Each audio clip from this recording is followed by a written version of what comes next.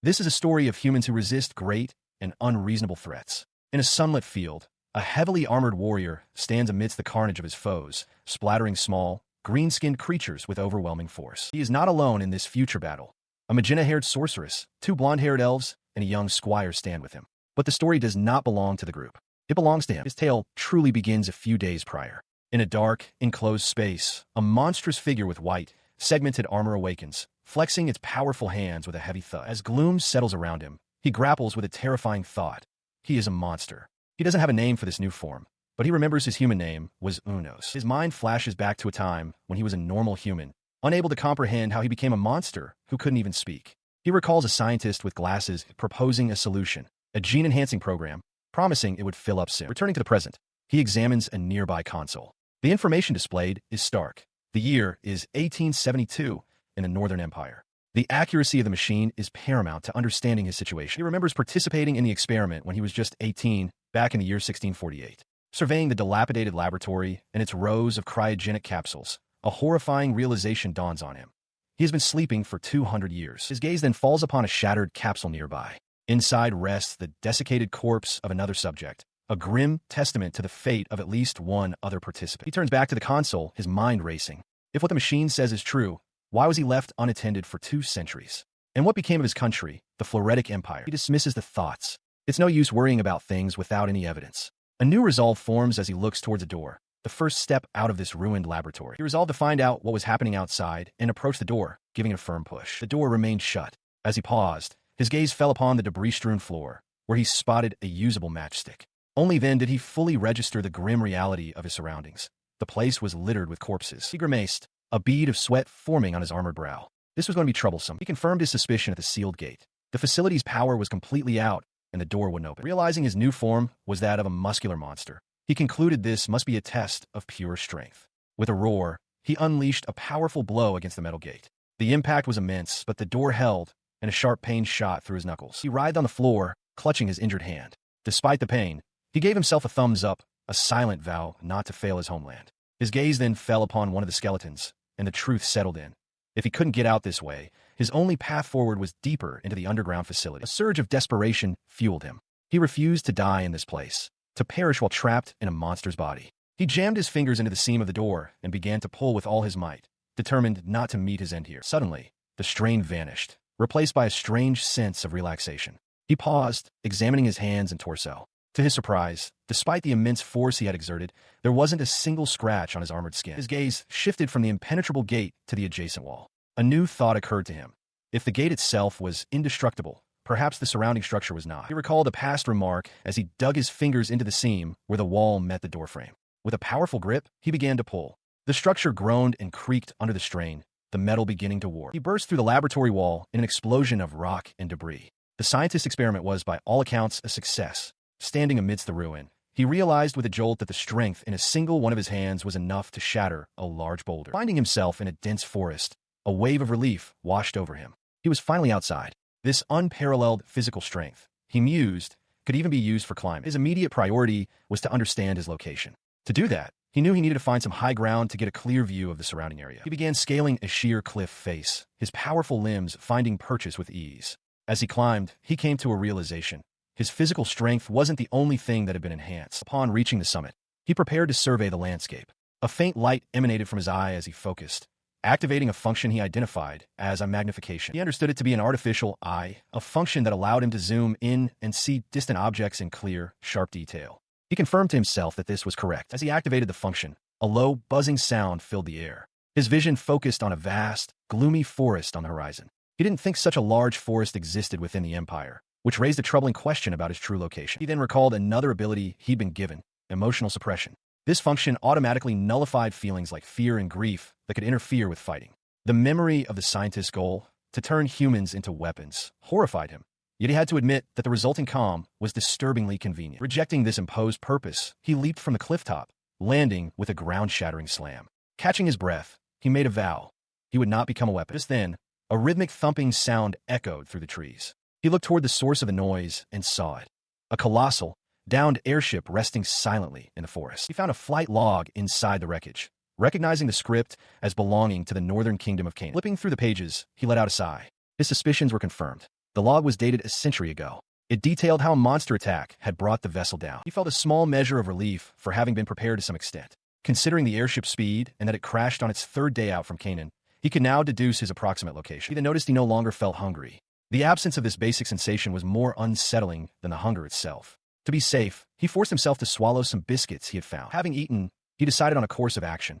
Head east. He reasoned that he might find a town where he could gather information, believing that even a ruined settlement might still hold people. But as he considered this, a dark thought surfaced. He hoped any people he found wouldn't react to him with terror, recalling the screams of monster from his past. He held little hope. Suddenly, a foul stench assaulted his senses, causing him to recoil in disgust. He clutched at his face, overwhelmed and questioning the source of the horrible smell. He realized the source was close.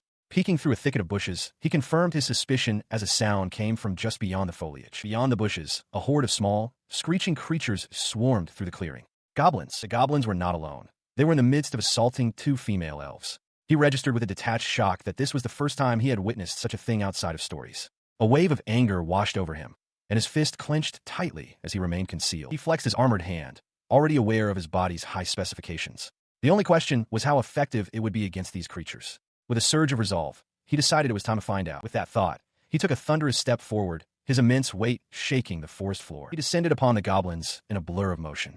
With a savage greeting, he unleashed his fury, tearing through their ranks with brutal efficiency. The violence was overwhelming. He searched for a word to describe the scene. Slaughter, massacre, extinction. But none seemed adequate for the sheer totality of the destruction he wrought. He could only conclude that the scene was utterly hellish, a maelstrom of his own making. Standing in the quiet aftermath, surrounded by gore, he reflected on the nature of his opponents. They weren't formidable monsters, which explained why the confrontation had been such a messy, one-sided affair. As the black blood dripped from his claws, he had to admit he had gotten caught up in the moment. The sheer efficiency of the slaughter had been like achieving a perfect score in a game. A sudden gust of wind rustled the canopy above, and a sense of unease settled over him. As expected, he had gone too far. Elsewhere, over the rooftops of a nearby town, a weary sigh escaped into the air. The sigh came from a woman named Diera.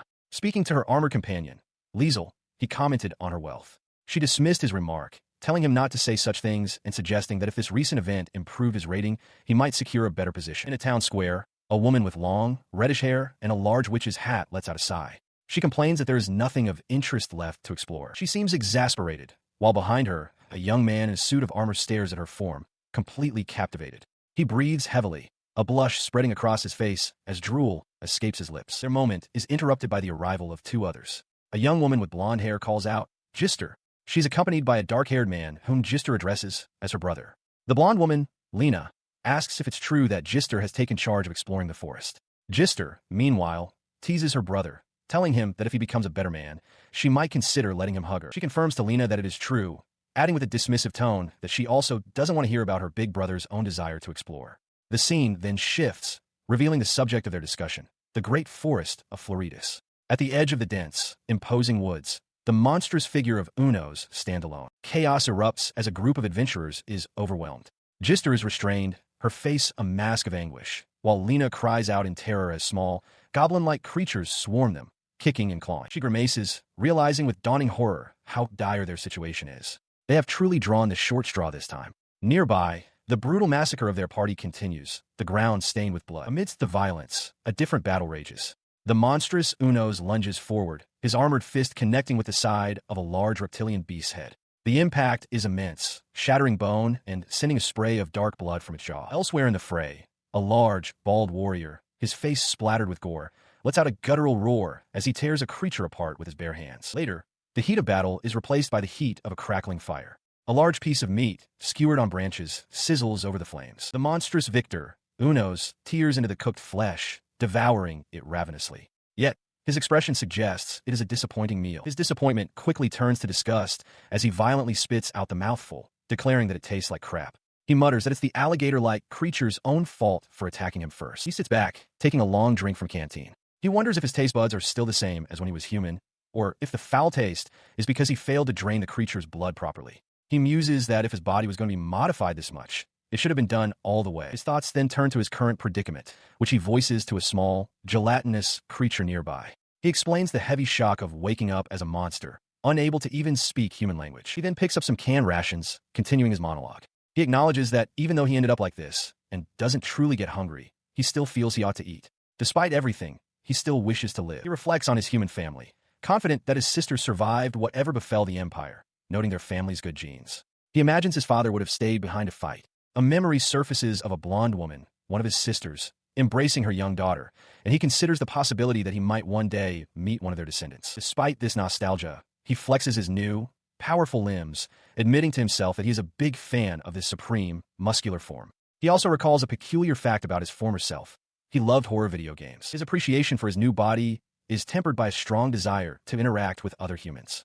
He briefly considers simply embracing his monster life, but the thought is fleeting. He concludes that he truly prefers to be human, musing that his current monstrous power combined with the ability to speak human languages would be the perfect situation. With this goal in mind, he sits by a campfire with his small slime companion, beginning to strategize. Assuming his homeland, the Flurit's Empire, is truly gone, he sets aside the language barrier for the moment and wonders which country he should approach to try and make friends. He recalls the might of his fallen nation. The Flurit's Empire was the largest and most powerful in the world, its strength rooted in its cutting-edge technology. This technological superiority was the very reason it could withstand fighting a war on 4 separate fronts for as long as it did. Considering the surrounding territories, he first thinks of a northern neighbor, the Kingdom of Canaan. He knows enough of their language to get by, and recalls that while they weren't as advanced as his empire, their half-baked blend of magic and technology wasn't too shabby. His thoughts then shift to another possibility, the Einhell Republic to the west. He knows it as an elf country, a place where the worship of nature is popular. He considers that since monsters are apparently considered a part of nature there, they might just accept him.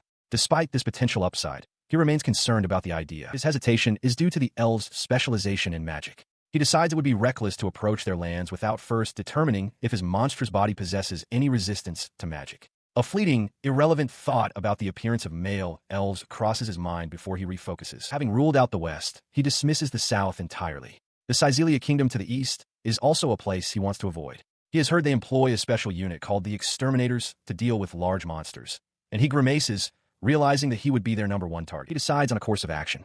For now, he will head north toward the Kingdom of Canaan, seeking a human settlement. His primary goal is to learn the lay of the land, and he resolves to move with great care to avoid any unwanted encounters with patrols from Cyzelia. His journey begins. For a brief, whimsical moment, he imagines himself planting a flag, but dismisses the silly thought. Suddenly, a distant roar cuts through the silence, putting him on alert. Elsewhere, a group of adventurers sits around a campfire. Gister's brother questions the purpose of their investigation, as they were only told to search for something. Gister grumbles in agreement, while Liesel attempts to cheer up a sullen Daila, telling her to look lively. Her brother elaborates on their mission, explaining that the territory of the old empire is now claimed by elves, a development from only 5 years prior. He expresses his irritation at this crap, noting how it gets on Gister's nerves given her known hatred for elves. Liesel speculates that their target must be deep within the old empire's lands, precisely because people avoid going there. He wonders aloud if some incredible treasure is hidden in the area. Lena suggests that this kind of adventure is fun, but Gister scoffs at the idea. She dismisses any potential treasure from the Empire as science crap, declaring that those from Cyzelia, like them, hate science and have no use for it. In a sudden shift, Gister pulls Lena into a tight hug, calling her a cutie and telling her not to listen to her hard-headed brother. As Gister fawns over her, Liesel warns Lena to remain vigilant, reminding her of the danger. Lena, however, simply replies that it feels like a fun picnic. Daila gently pats Lena's head, her expression soft. She apologizes to Lena, acknowledging that she was only trying to brighten everyone's mood and shouldn't have had to put herself out like that. Overwhelmed by affection, Gister declares she can't handle Lena's cuteness and wants her as a little sister. Lena giggles that it tickles. Watching them, Gister's brother mutters about his little sisters, remarking how cringy it would be to actually say they should become one. The memory of those days, filled with laughter around the fire, felt as though it would last forever. A wistful thought surfaces, questioning why those happy times, lived so close to the edge of death, had to end. In the heat of battle, Liesel reels back in shock, his eyes wide with disbelief as a massive fiery explosion erupts against his armored torso. The force of the blast sends him hurtling backward. From a distance, Gister watches the chaos unfold, screaming his name in horror as goblins swarm around her. Meanwhile, Gister's brother carves a path through the horde, twisting and striking down the creatures. After felling one, he suddenly finds his path blocked by a hulking ogre. His confidence evaporates, replaced by fear as he curses the dire situation. Elsewhere, Lena calls out to Gister, warning that her brother is exhausted. Gister glares, surrounded by the bloody aftermath of her own fighting, trembling as she admits to herself she hadn't been careless. The goblin army's ogre leader grins, confident in his experience against such foes. She realizes her miscalculation was due to the ancient imperial ruins littering the battlefield, creating too many blind spots and complicating their defense. Her anxiety spikes with a dreadful memory. The anti-magic shield was taken by that idiot. As if on cue, a nearby goblin activates a swirling magical device, and the ogre's grin widens. She freezes, understanding that if her magic is nullified, they are doomed. The goblins seize the opportunity, laughing as they leap forward. One lunges for Lena, who gasps in terror, and Gister can only scream her friend's name as the horde descends. They are immediately overwhelmed. The creatures swarm Gister, tearing and stripping away her clothes as she struggles fruitlessly. Nearby, Lena cries out for them to stop as she suffers the same fate. Pinned to the ground, Gister weeps in despair, watching helplessly as the goblins assault Lena. She apologizes, heartbroken that she was unable to protect her. Her fear gives way to a grim resolve. Deciding she would rather die than become a goblin's plaything, she musters her final strength and unleashes a massive explosion from her own body. In a desolate, rocky landscape, a woman with dark hair finds herself surrounded by a pack of leering goblins. Her eyes widen in fear. Nearby, the massive, armored form of Unos rises, his heavy footsteps echoing. He looks upon the scene, bewildered, wondering what this towering creature could be. From his vantage point, he glares down at the chaotic gathering. The goblins swarm across the broken terrain, completely encircling the lone woman. The creatures close in, grabbing at her while shouting for her to get out of their way. Trapped, she demands to know what they are doing. Unos addresses the horde, his voice a low growl. He announces that he came to this place because it reeked of goblins, expressing surprise at finding humans present. His gaze sweeps across the carnage, settling on a fallen adventurer lying in a pool of blood. He notes that the man appears to still be alive. The goblins, however, are focused on their new captive. One points to the dark-haired woman, declaring that she makes their 7th victim and that they can do with her as they please. Without warning, Unos intervenes. He snatches a goblin by the head, its skull crunching in his grip. He demands to know what they are doing, roaring that they are blocking his view. He proceeds to toss the small creatures aside with ease. The woman gasps, utterly shocked that a monster is helping her and questioning if some monsters are hostile to goblins. Suddenly, a blast of energy erupts against Unos' back. He turns, unfazed, and identifies the attack as magic. He instantly spots the culprit, a goblin shaman. With a furious dash, Unos declares its final moment has come and smashes it into oblivion. The woman watches in horror as a small, spectral wisp emerges from the remains. She realizes with a start that it was the same magic that killed Liesel in a single blow. Yet this creature is still standing. Her shock at the creature's resilience was cut short by the arrival of a new, even more menacing figure. A hulking ogre, club in hand, flanked by goblins.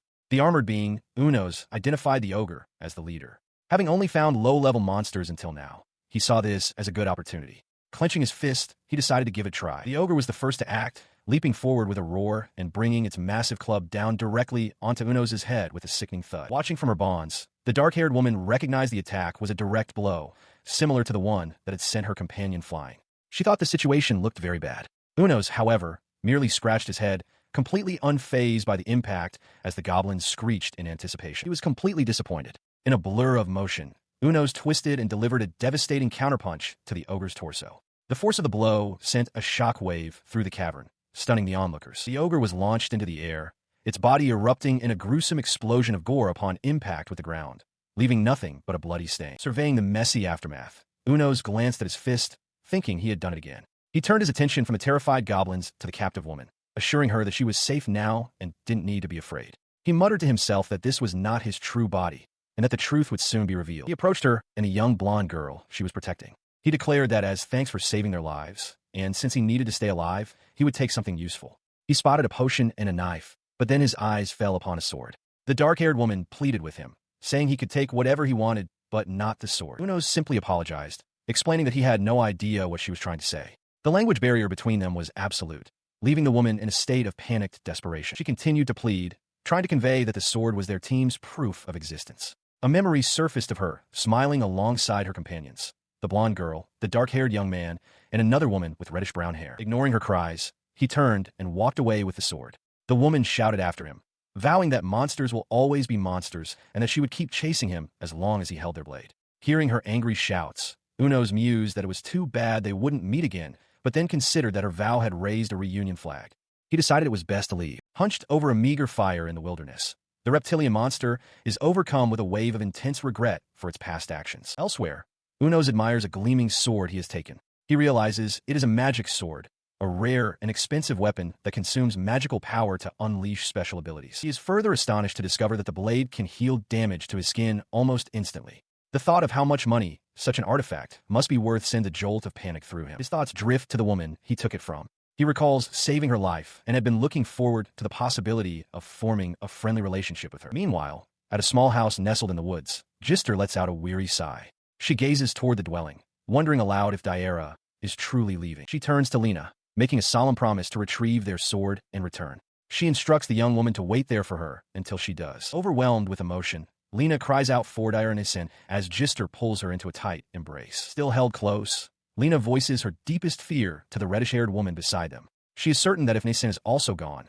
she too will die, just like Gister. Gister comforts her, admitting that the idea of them going together had occurred to her. However, she refuses to end up like the others. She apologizes, explaining that the sole reason Lena must stay behind is simple. She doesn't want her to die. Her expression hardens with resolve. She states firmly that if Lena's fear is the reason she is giving up, then the two of them are fundamentally different. She screamed a final threat into the darkness, warning the monster to watch its back and wait for her. Far away, the reptilian creature, resting by a fire, felt a sudden sensation, wondering if someone was mentioning him. Her words faded into the night, beneath a vast, star-dusted sky where a crescent moon hung. Elsewhere, Unos continued his journey. He felt hungry, yet his new body showed no signs of drowsiness. It had been a long time since he had last slept or even blinked. The reptilian monster, meanwhile, considered his own state. Though he didn't feel tired, he couldn't dismiss the possibility that he needed rest. He resolved to treat it as night training and force himself to sleep. As the monster settled down, Unos' thoughts turned to practical needs. The backpack he'd taken, filled with potions, was already at its limit and too small. He decided he needed a bigger one, more salt for his tasteless meals, and maybe even a hot pot. The thought of finding a town to acquire these things spurred him onward. He traveled through the night until dawn broke, and at last, he found it. An abandoned town rising from the overgrown landscape. While exploring the ruins, his eyes caught a familiar piece of machinery. It was an anti-aircraft gun, and a wave of nostalgia washed over him. He had missed it. He recalled its significance. The anti-aircraft gun was the pride of the Floretic Empire, a marvel of science that successfully suppressed the winged monsters that plagued every other nation from the skies. But this success had consequences. The monsters that escaped the empire fled to neighboring lands like Canaan, which quickly escalated into a diplomatic issue. The resulting conflict was the very cause of the war. With this history in mind, he examined his surroundings. A border town would have higher walls and more guns. The lack of them here suggested this was an inner town. He approached a wall, trying to read the name, but the letters were too faint to make out. He examines a weathered sign, struggling to decipher the faded text. He manages to make out the words "I'll quid," and concludes he's on the northeastern side of the town. Having oriented himself, he consults a map, confirming his position at Alquil. He now knows his options. Heading northwest would take him a Luke Dill near the Canaan border, while heading east would lead to the old military base at Carnash Rock. He decides to begin his search for information right where he is. But as he prepares to move, a foul scent drifts towards him, and his face contorts in disgust. The stench grows stronger, emanating from a ruined archway nearby. A wave of pure hatred washes over him as he recognizes the source, a horde of pale, ghoulish creatures. The smell is so vile it halts his exploration before it can even begin. Without hesitation, he drops his pack and explodes into motion, charging directly at the creatures. His sudden assault catches the pale humanoids by surprise, their gleeful celebration turning to shock. He closes the distance in an instant, descending upon the terrified horde with a fist ready to strike. His punch lands with devastating force, completely annihilating one of the creatures in a brutal explosion of gore. Splattered with the creature's dark blood, he stands impassively as the survivors scatter in terror. He watches the retreat, a thought striking him as odd. He wonders why they are all running in the same direction, rather than separating to ensure their escape. He senses a presence amidst the chaos, a guiding hand behind the creature's movements. The coordinated assault is nothing more than an annoyance. With a roar of frustration, he unleashes a devastating strike, tearing through the horde. As he fights, he analyzes their behavior. He realizes they aren't attacking him head-on. Their movements are too uniform, as if guided by a single will. This leads him to a critical conclusion. They must be protecting something. His gaze follows the flow of the retreating creatures, all of them funneling towards a large, derelict school building at the end of the street. A nauseating stench grows stronger as he approaches, turning his stomach. Smashing his way through the building's facade, he finds himself looking into a vast gymnasium, large enough to serve as a makeshift settlement. The gymnasium is teeming with life. Hordes of the pale creatures and armed goblins bow before a makeshift throne, upon which sits a massive, horned leader, the clear commander of this grotesque army. Within the goblin nest, Unos observes the source of the horde, the goblin queen. He learns that while goblins sometimes use other races to breed, the vast majority of their population is birthed directly by this single, monstrous matriarch. He processes the grim reality of their reproductive cycle. As long as the queen exists, their numbers will grow ceaselessly. It is revealed that 34 goblins are born each day, reaching adulthood in a mere 20 days, a rate of growth so rapid it seems almost magical. His expression hardens with disgust and resolve at the thought of such a creature. Concluding there is no other choice, he bellows a single word, "Kill," and launches himself into the fray, crashing down upon the goblin guards. He questions their desperate attempt to protect their queen, dismissing their efforts as useless. With brutal efficiency, he tears through the swarm of smaller creatures, splattering their dark blood across the chamber. In moments, the floor is littered with the mangled corpses of the goblin horde. Standing amidst the carnage, he notes that he has defeated nearly everyone. All that remains is to bring down the queen herself, but he hesitates. His reluctance stems from a powerful aversion. He does not want to get any closer to them because of their terrible smell. His mind conjures an image of their foulness, picturing them swarming a captive who begs for the release of death. He steels himself, realizing he must kill them without approaching any further. From a distance, he begins to gather power for an attack. The remaining goblin guards turn, confused and sensing a new danger, but unable to pinpoint its source. Having resolved to attack from afar, Unos prepares a projectile. He considers that the only real problem is his aim, clutching a rough, heavy-looking rock in his hand. He reasons, however, that with a target as large as the goblin queen, there should be no problem. With a powerful spin, he hurls the rock, which strikes the massive creature with explosive force, splattering gore across the cavern. He launches another projectile, noting with some frustration that while he was aiming for the head, he struck the belly instead. Still, he deems it a perfect hit. A third projectile finds its mark, obliterating a smaller goblin's head. The devastating assault leaves the goblin queen's corpse torn apart upon her birthing mattress, surrounded by the remains of her slaughtered brood. With the cleaning completed, a captive blonde elf woman thanks Unos profusely for saving her. She expresses her relief at having survived the ordeal. Despite the victory, he is disgusted by the stench of goblin viscera clinging to his body and begins to wonder if there's a river nearby where he can wash. He soon finds a place to cleanse himself. Feeling refreshed in both mind and body, he resolves to continue his search. He walks through the ruins of a town, confident that in a settlement of this size, he is sure to find what he is looking for. His search is rewarded. An expression of pure delight crosses his face as he spots his objective in the distance, exclaiming that he's found it. Before him stands a large, multi-story structure, a relic of a past age, the shopping mall. He rummages through the abandoned store, his excitement growing. In the kitchenware section, he finds a sturdy iron grill and frying pan, perfect for barbecue. Moving to the sports section, he discovers a large hiking backpack, realizing that with a few adjustments, he can carry it on his back. His successful haul sends a wave of triumph through him, and he strikes a victorious pose outside the dilapidated building. His search continues inside, where he inspects the grocery aisles. He wonders if the canned foods and cold drinks are still good, but notes that the salt has long since expired. In the home appliances section, he spots a cooler box, thinking it would be perfect for preserving any surplus he might find. With his new supplies gathered, he stands fully equipped. The modified backpack is on his back, carrying the iron grill. A cooler box is strapped to his side, and inside the pack are his magic sword, a potion, the frying pan, and canned food. But amidst his satisfaction, a sudden, dreadful thought strikes him. He breaks into a sweat, realizing with horror that he forgot to gather information regarding the Empire. The panic, however, was a feint. He sits calmly on a mattress amidst the rubble, surrounded by scavenged newspapers. He was only kidding. He had diligently collected what he could find. He muses that shopping malls are heaven, thrilled to be around human-made things after so long. He managed to find a few things from magazines and newspapers, but after 200 years, much of it has deteriorated beyond recognition. From the fragmented accounts, he pieces together the history of the war. As he expected, the situation in the Empire was dire. He recalls reading that the Western Front collapsed, an outcome he attributes to the overwhelming strength of someone or something named Einhell. This leads him to his primary question, the one he is most curious about. What happened after May 25th, 1667? He soon finds an article from that very day. It states that a decision was made to send the ultimate trump card. The words give him a bad feeling, and he wonders if this unease stems from his nature as a natural imperialist. The phrase hangs in the air, heavy with unspoken menace. He sat amidst the scattered newspapers, the words echoing in his mind. His homeland, was it truly gone? He remained silent, the weight of the possibility pressing down on him. The thought of returning had always been there, a distant notion he should pursue someday. But fear had held him back, a dread so potent he actively tried to avoid thinking about it. Now, however, a new resolve hardened within him. If he truly wanted to confirm the truth, there was only one place to go, the imperial capital. Lying down, he accepted the path ahead. All he needed to do was prepare his heart for whatever he might find and, someday, make the journey. As sleep began to take him, he formulated a more immediate plan. Tomorrow, he would head to Luke-Dill, a town near the border, to check on the state of the Kingdom of Canaan. Meanwhile, in another location, a man named Orlando was being shaken by the shoulders. An urgent voice questioned him, confirming that Luke-Dill was the location of the Goblin's Den. The speaker, a man named Arngale, leaned in with intensity. He stated that the situation was a big deal, which was precisely why he was asking for the help of Orlando's team and their considerable strength. Orlando brushed him off, telling Arngale not to be so dramatic. Unfazed, Arngale simply asked if he could handle the job. A confident grin spread across Orlando's face. He declared that he couldn't possibly say no when asked so formally. Instead of a bow, however, he demanded a large reward. With his team assembled behind him, he announced that Takatsuki no Senjo had taken the mission, viewing it as a good warm-up for their new members. Within a dense forest, a group of pale, gaunt humanoids shuffles forward, their movements agitated and their mouths hanging open. Their unease is directed towards a massive, armored figure standing motionless against a tree.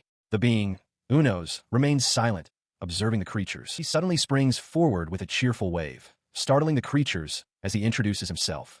"Hi everyone, it's me Unos." He explains to the bewildered humanoids that they are witnessing his imitation ability. He had worried this body would stand out, but thanks to his camouflage, he was able to achieve something amazing. The armored being suddenly recoils, clutching his head as if in pain. He shouts that the experience is too much to handle. He apologizes, explaining that he completely forgot how high-spec his body is when he gets upset. He reflects that the scientific power of the Empire is so advanced it can only be defined as scary with his limited vocabulary. His thoughts drift back to the previous day, recalling how he went to sleep out of sheer exhaustion. He realizes his new body doesn't actually need sleep or even feel sleepy, which leads him to a conclusion. There's one thing he must be careful about. Continuing his internal monologue, he notes that he slept like a log, completely unaware, and that the same applies to eating.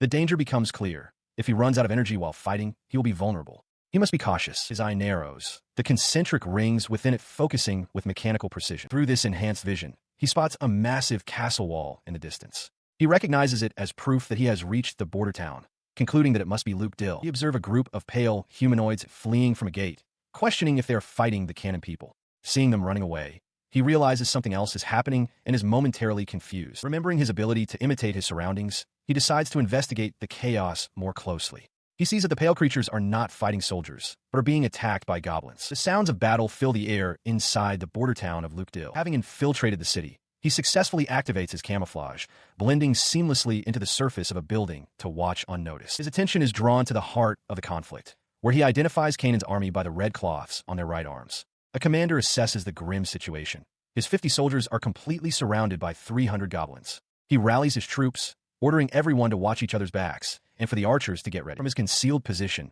Unos analyzes the commander's tactics. Though he cannot understand the words, he recognizes the man is giving excellent instructions. He notes the commander's sword technique seems somewhat amateurish, but he uses it effectively and is not being overwhelmed by the goblin horde. As he anticipated, the 300 goblins are wiped out in the blink of an eye. He reflects on his hatred for goblins, whose terrible smell prevented him from getting any closer. The pale humanoids, whom he dismisses as mere scavengers, flee the scene. With the battle over, the captain laments that he can't leave without taking anything. He commands a mage named Casetta to use detection magic and find any survivors. As the spell is cast, Unos, still hidden, suddenly feels a painful, itching sensation all over his body. The magic instantly reveals his presence. The mage shouts to her captain that he's running away. The captain, astonished that such magic to fool detection could exist, orders his squad to pursue. Unos panics, wondering if he was found because of his imitation or through their magic. He leaps from the building, realizing he has been completely detected. He curses himself for getting so excited about his camouflage that he let his guard down. Deciding these humans are too much trouble, he focuses entirely on his escape. As he fled, one of his pursuers, a female mage, confidently declared that with her superior leg strength, she could easily outrun their target. Suddenly, a massive eruption of dark energy stopped Unos in his tracks. The mage, now at a distance, watched as a firewall materialized, blocking her path. From the flames, Unos turned and roared a challenge. The challenge was met by a man with dark, messy hair and a confident smirk. He stepped forward, brandishing a large, crystalline sword, seemingly unimpressed by the display of power. Unos glared at the soldier, his voice a low growl. He questioned if the man was intentionally provoking him, sensing the challenge in his posture. He felt his blood boiling. Though he had no desire to fight humans, he knew there was no guarantee of how they would handle him if he unleashed his true strength. His fist clenched in anticipation. He turned his full attention to the soldier, identifying him as the one who had issued the challenge. The man's confident expression wavered slightly as he took in the monster's imposing presence. The soldier, Orlando, voiced his surprise. He had thought he was pursuing a normal monster, but admitted he had never seen a creature like this before. Turning to his blonde companion, Orlando remarked that their target looked quite dangerous. The woman, Annie, acknowledged him by name, and he confessed with a wry smile that he was starting to feel scared. His demeanor shifted to that of a commander. Orlando roared for the rookies to step back, warning them that this monster was on a completely different level than the goblins. He then muttered a complaint directed at Arngale, stating he wasn't being paid for this level of threat. Unos acknowledged that ordering the amateurs back was a good decision. Seeing the soldiers prepare for battle, he declared that he too would fight at his best and lunge forward, roaring, "Here I come." As he charged forward, Orlando's squad prepared to meet him. The mages and archers took aim, their expressions a mixture of focus and alarm. Orlando roared the command to fire. A volley of arrows and magical energy erupted from the line, converging on the monstrous figure. The projectiles struck Uno's armored hide, but instead of piercing it, they shattered or bounced harmlessly away. Orlando watched in disbelief, realizing his opponent had suffered no injuries. His momentum unbroken, Uno's crashed into the vanguard, swatting soldiers aside.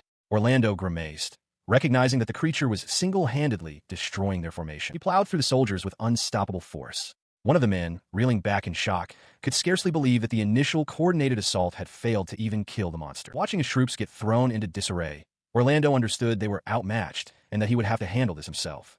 A grim smile touched his lips. The creature's unscrupulous power was making his own blood boil with excitement as he prepared to enter the fray. Uno's roars, demanding to know who started the conflict. From above, Orlando descends with his sword raised, declaring that Uno's is the one responsible. His blade clashes against Uno's armored skin with a loud clang. Uno's observes that despite the heavy weapon, the man's movements are quite fast, but confidently concludes that he is still too slow for him. The force of the block sends Orlando skidding backward. His comrades, including Arngale, watch in stunned silence, shocked that Uno's deflected their captain's sword with his bare hands. Orlando's expression hardens with grim realization. He understands this is bad. At this rate, his troops will lose their morale. His gaze falls upon Uno's, whose form has shifted to a darker, more menacing silhouette with a reptilian tail. Orlando acknowledges that the creature is a truly fearsome monster. As he processes the grave situation, the blonde warrior, Annie, suddenly sprints past him, her face a mask of fierce determination. He shouts her name in alarm, watching her charge recklessly toward the monster. Her sudden appearance catches Uno's attention. He seems momentarily distracted, his head tilting as he remarks on the arrival of a blonde beauty. He moves to strike her down, but she stands her ground, declaring that she won't let him pass. With incredible agility, she ducks under his sweeping attack. Uno's is taken aback, surprised that she dodged it. Before he can recover, she raises a crossbow, aiming it directly at his face. The reflection of her determined form appears in his wide, shocked eye. A crossbow bolt sinks into Uno's head. Orlando and his men stare in disbelief at the scene. Annie stands firm before the towering creature, her weapon still raised. As Orlando breathes the word, "Monster," her shot found its mark, but the crossbow bolt lodged in Uno's head did little to slow him. The monster turned its attention to her, reaching out as Orlando cried her name in alarm, realizing the danger of her close range. He effortlessly seized Annie, his massive hand closing around her torso and lifting her into the air. She let out a choked gasp, caught in his powerful grip. Holding her aloft, Uno's seemed to analyze his captive. He mused internally that she had a nice, well-trained body and found the sensation of holding her to be quite pleasant, even wondering about her measurements. His thoughts turned to what he would do next, briefly considering throwing her a little further away. However, his attention was immediately drawn back to her physique, a flicker of confusion crossing his mind. Suddenly, the reason for his confusion struck him with the force of a physical blow. He had made a startling realization about her size. Below, Orlando could only watch, frozen in place. He saw the monster's momentary distraction as an opportunity. Now, Orlando roared to his men. He declared that Annie had risked her life to give them this chance, and they could not let it go to waste. Together, they charged forward. Their charge was met with casual disdain. Muttering that he would forgive them for the sake of boobs, Uno's effortlessly swatted the soldiers aside, his powerful limbs scattering them like dolls. As his men were scattered, Orlando pressed his own attack, only for his sword to be blocked by Uno's arm with a deafening clang. The warriors stared in disbelief, shouting, "But how again?" With the immediate threats neutralized, Uno's returned his focus to his captive, raising a massive fist to crush her. "No, Annie!" Orlando screamed. But in that instant, Annie's expression hardened as she drew a blade that began to glow, prompting a shocked realization from Uno's. A magic sword. Before his fist could connect, she drove the glowing weapon deep into his arm. A fierce smile crossed her face as the blade bit into flesh. Watching the direct hit from the magic sword, Orlando's face filled with horror. "We're doomed," he uttered in despair. He surveyed the grim scene before him, his soldiers surrounding the monstrous Unos. A stark realization settled in his mind. They could not defeat this creature. He saw only one path forward, to act as a distraction, buying time for as many of his people as possible to escape. As he steeled himself for this sacrifice, his gaze remained fixed on the creature. He questioned how long he could possibly last as a distraction against such a powerful opponent. In response, the monster raised its hand, pointing a single, armored finger directly at him. The gesture caught Orlando completely off guard, his eyes widening in disbelief as his companions watched with growing alarm. He was stunned. The idea of saving everyone by sacrificing himself was his own desperate plan, yet the monster was now presenting him with that very chance. Seeing his hesitation, his soldiers called out to him in concern, but he silenced them with a sharp command, ordering them all to stay back. As he faced the creature alone, the meaning of its gesture became clear. Unos wanted a duel, a one-on-one fight with him. Facing the monstrous Unos, the blonde warrior declares that any further fighting would be nothing more than a one-sided hunt. From his perspective, Unos recognizes his miscalculation. He has made a mistake. He steels himself, understanding that he must settle this conflict here and now. With no other choice, he lunges forward, closing the distance to the warriors in a blur of motion. In response to the charge, Orlando shouts at his comrades, questioning if they truly believe they can win alone and urging them not to be foolish. He tries to bolster their morale, promising to buy them the best drinks when they all make it home. He then abruptly grabs the blonde warrior's head, startling her as he tells her to hide her chest, otherwise he'll attack her himself. He offers a quick apology, but she, with tears welling in her eyes, can only call him an idiot. Orlando's focus shifts back to the imposing figure of Unos. He admits to himself a stark reality. He knows better than anyone that he cannot beat him. He contemplates the situation further. While Unos' purpose is unknown, it's clear the creature has chosen him specifically. The difference in their power is vast, but Orlando decides it doesn't matter as long as no one dies. He muses that while intelligent creatures are often a nuisance, that very trait is now useful, as Unos is waiting for him to make a move. He remembers his duty as a captain, to ensure as many of his subordinates as possible return alive. With this resolve solidifying his actions, he charges toward Unos, shouting that he's kept him waiting and that he will offer his life. As he raises his sword for the strike, his expression hardens. He declares that he has no intention of doing it for free. He faced his opponent, the monstrous Unos, who tensed its massive, armored frame in anticipation of the attack. He raised his sword high, preparing to bring it down in a powerful overhead strike against the crouched creature. Watching from a distance, his comrades, Arngale, Annie, Cassetta, and the blonde elf, could only look on with grave concern, the elf trembling as she clutched her chest. With a determined cry, Orlando lunged forward, swinging his blade down just as Unos exploded into motion, shattering the ground beneath it. But the creature's speed was far greater than he anticipated. Unos dodged the attack with ease and countered, striking Orlando's side. The captain realized with shock that the monster was much faster than before. The blow sent him reeling, his face contorting in pain. From the sidelines, Annie and the elf cried out his title in horror. Despite the agony, he tightened his grip on his sword, convinced that just one more slash was all he needed. He pushed through the pain, telling himself it wasn't over yet. His wide, sweat-drenched eyes betrayed the immense strain he was under as he fought to stay conscious and continue the fight. The pressure was too great.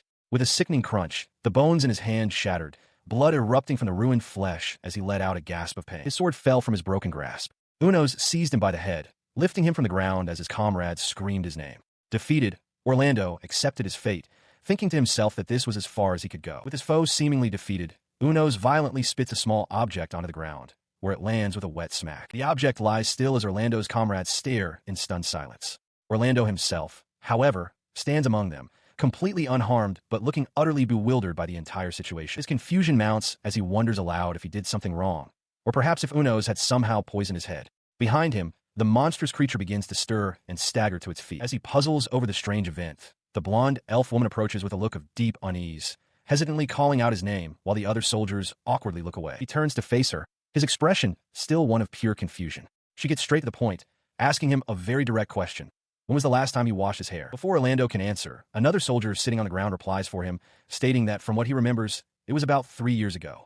The revelation sends a wave of horrified shock through the entire group. The air is suddenly filled with the sound of collective, visceral disgust. The truth finally dawns on him, and he flees at top speed, screaming about how disgusting it is. In the background, Unos, who had only meant to feign injury, reveals he was genuinely tormented by the filth and vows to beat Orlando up the next time they meet. As the chaos subsides, the blonde elf woman reflects that at least she didn't die in vain.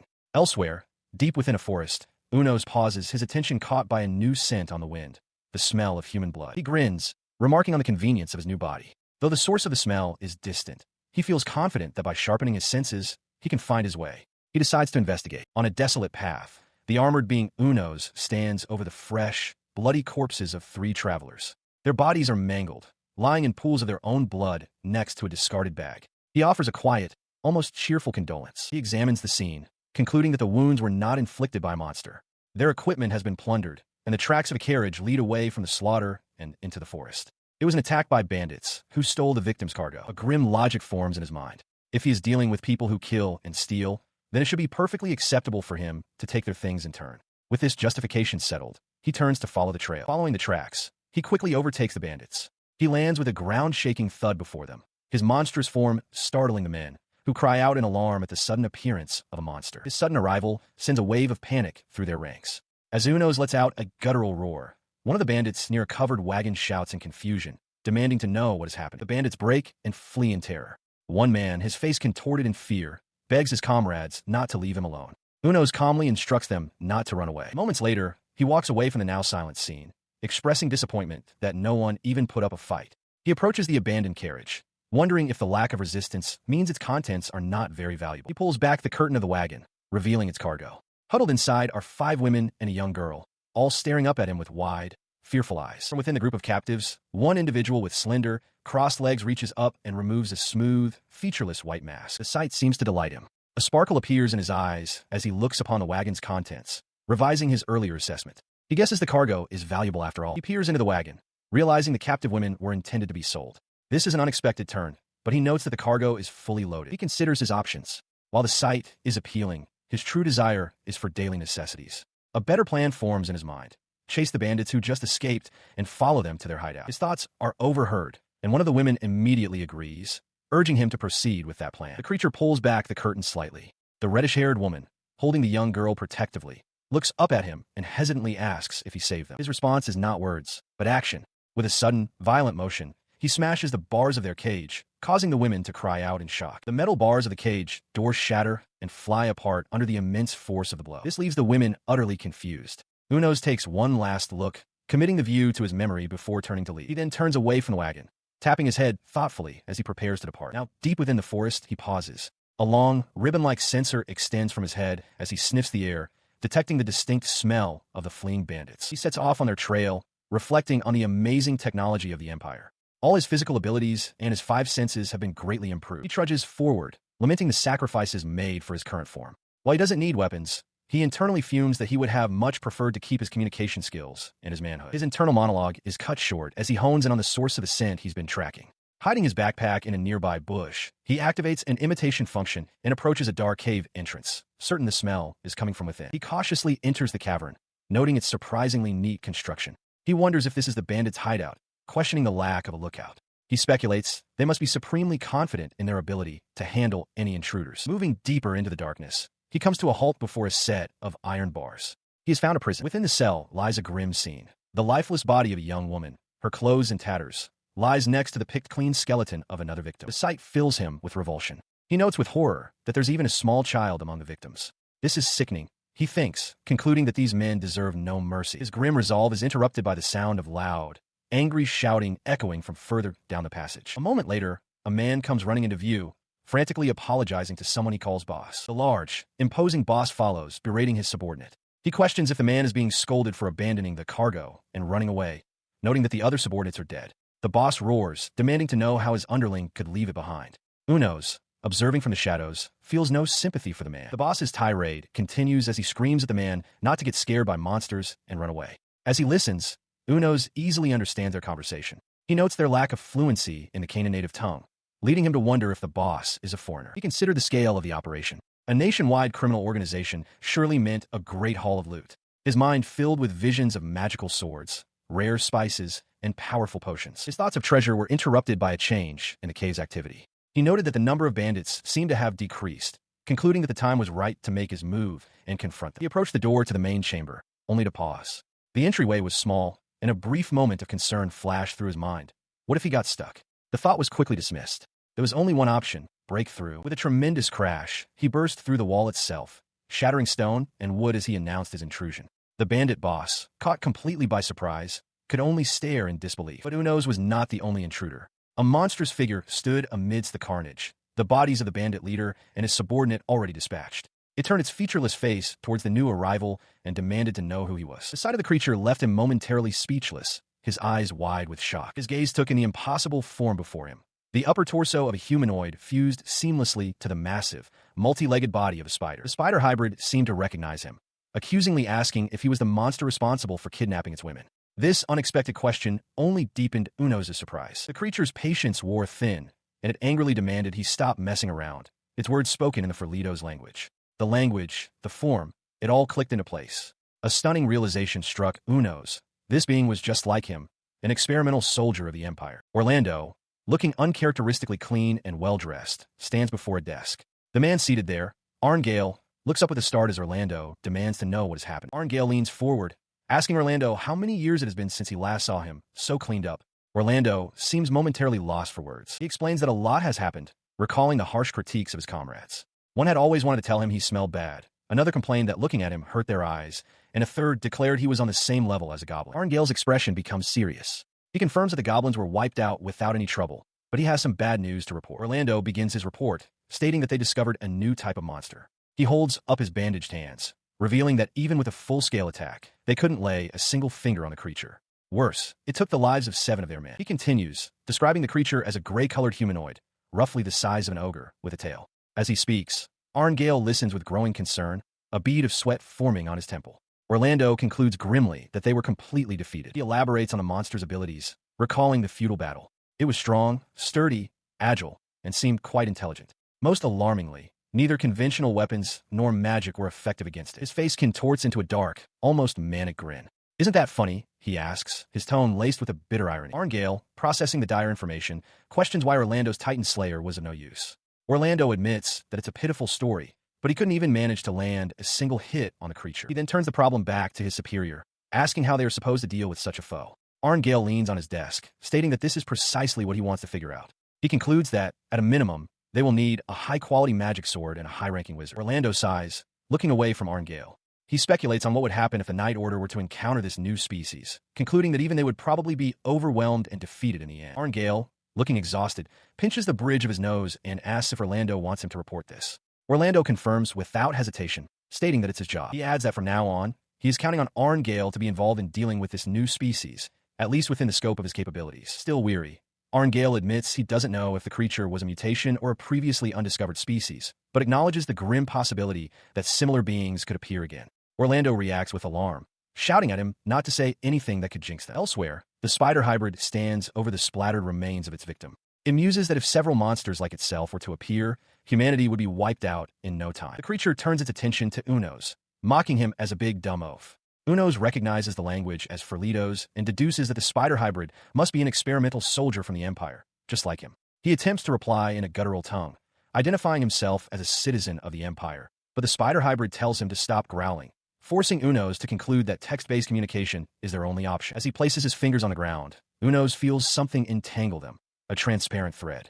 From behind, the spider hybrid warns him not to dare move without permission. The spider hybrid reveals its full form, its massive arachnid body towering over the ensnared Unos. Unos is stunned by the suddenness of the trap, wondering if it was planned all along and lamenting that amateurs are truly useless. It berates Unos for failing to abduct even one person and getting caught, ruining its plans for the next girl. Suddenly, the creature's lower torso explodes in a shower of black fluid. It lets out a piercing scream, clutching its groin and crying out in agony over its lost magnificent thing. Unos observes this, realizing the creature hadn't even reacted when the bandits were assaulting their captive, and finds he understands its pain. He recalls the spider hybrid's cruel games, grabbing a woman and child, forcing them to dance naked. Despite its agony, the creature reflects on the memory, admitting to itself that it was pretty fun and that perhaps it should try again. The creature's handiwork was evident nearby, where the blonde warrior, Annie, and her companion lay motionless and bloodied on the ground. He turned his attention back to Unos, who was still struggling against his bonds. With a maniacal laugh, he wondered aloud where he should try putting his threads next. Crushing a bandit's remains underfoot, he expressed a twisted understanding of the anger that comes with a modified body, imagining the pain of being unrecognized by loved ones.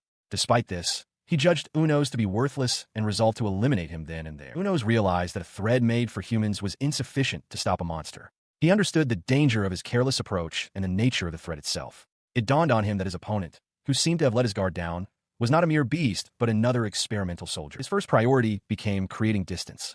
He then moved swiftly, attempting to sever the binding threads. The threads, however, were everywhere, completely ensnaring the blonde warrior in a thick cocoon. He spun rapidly, but the massive amount of thread, prepared in advance, held fast. The creature mocked his efforts, telling him not to waste his intelligence, and calling him a damned monster for daring to resist. With a final declaration that this was the end, the creature lunged, intent on grabbing Unos and crushing him completely. In a shocking move, the creature shed its humanoid skin, revealing its true, arachnid form beneath.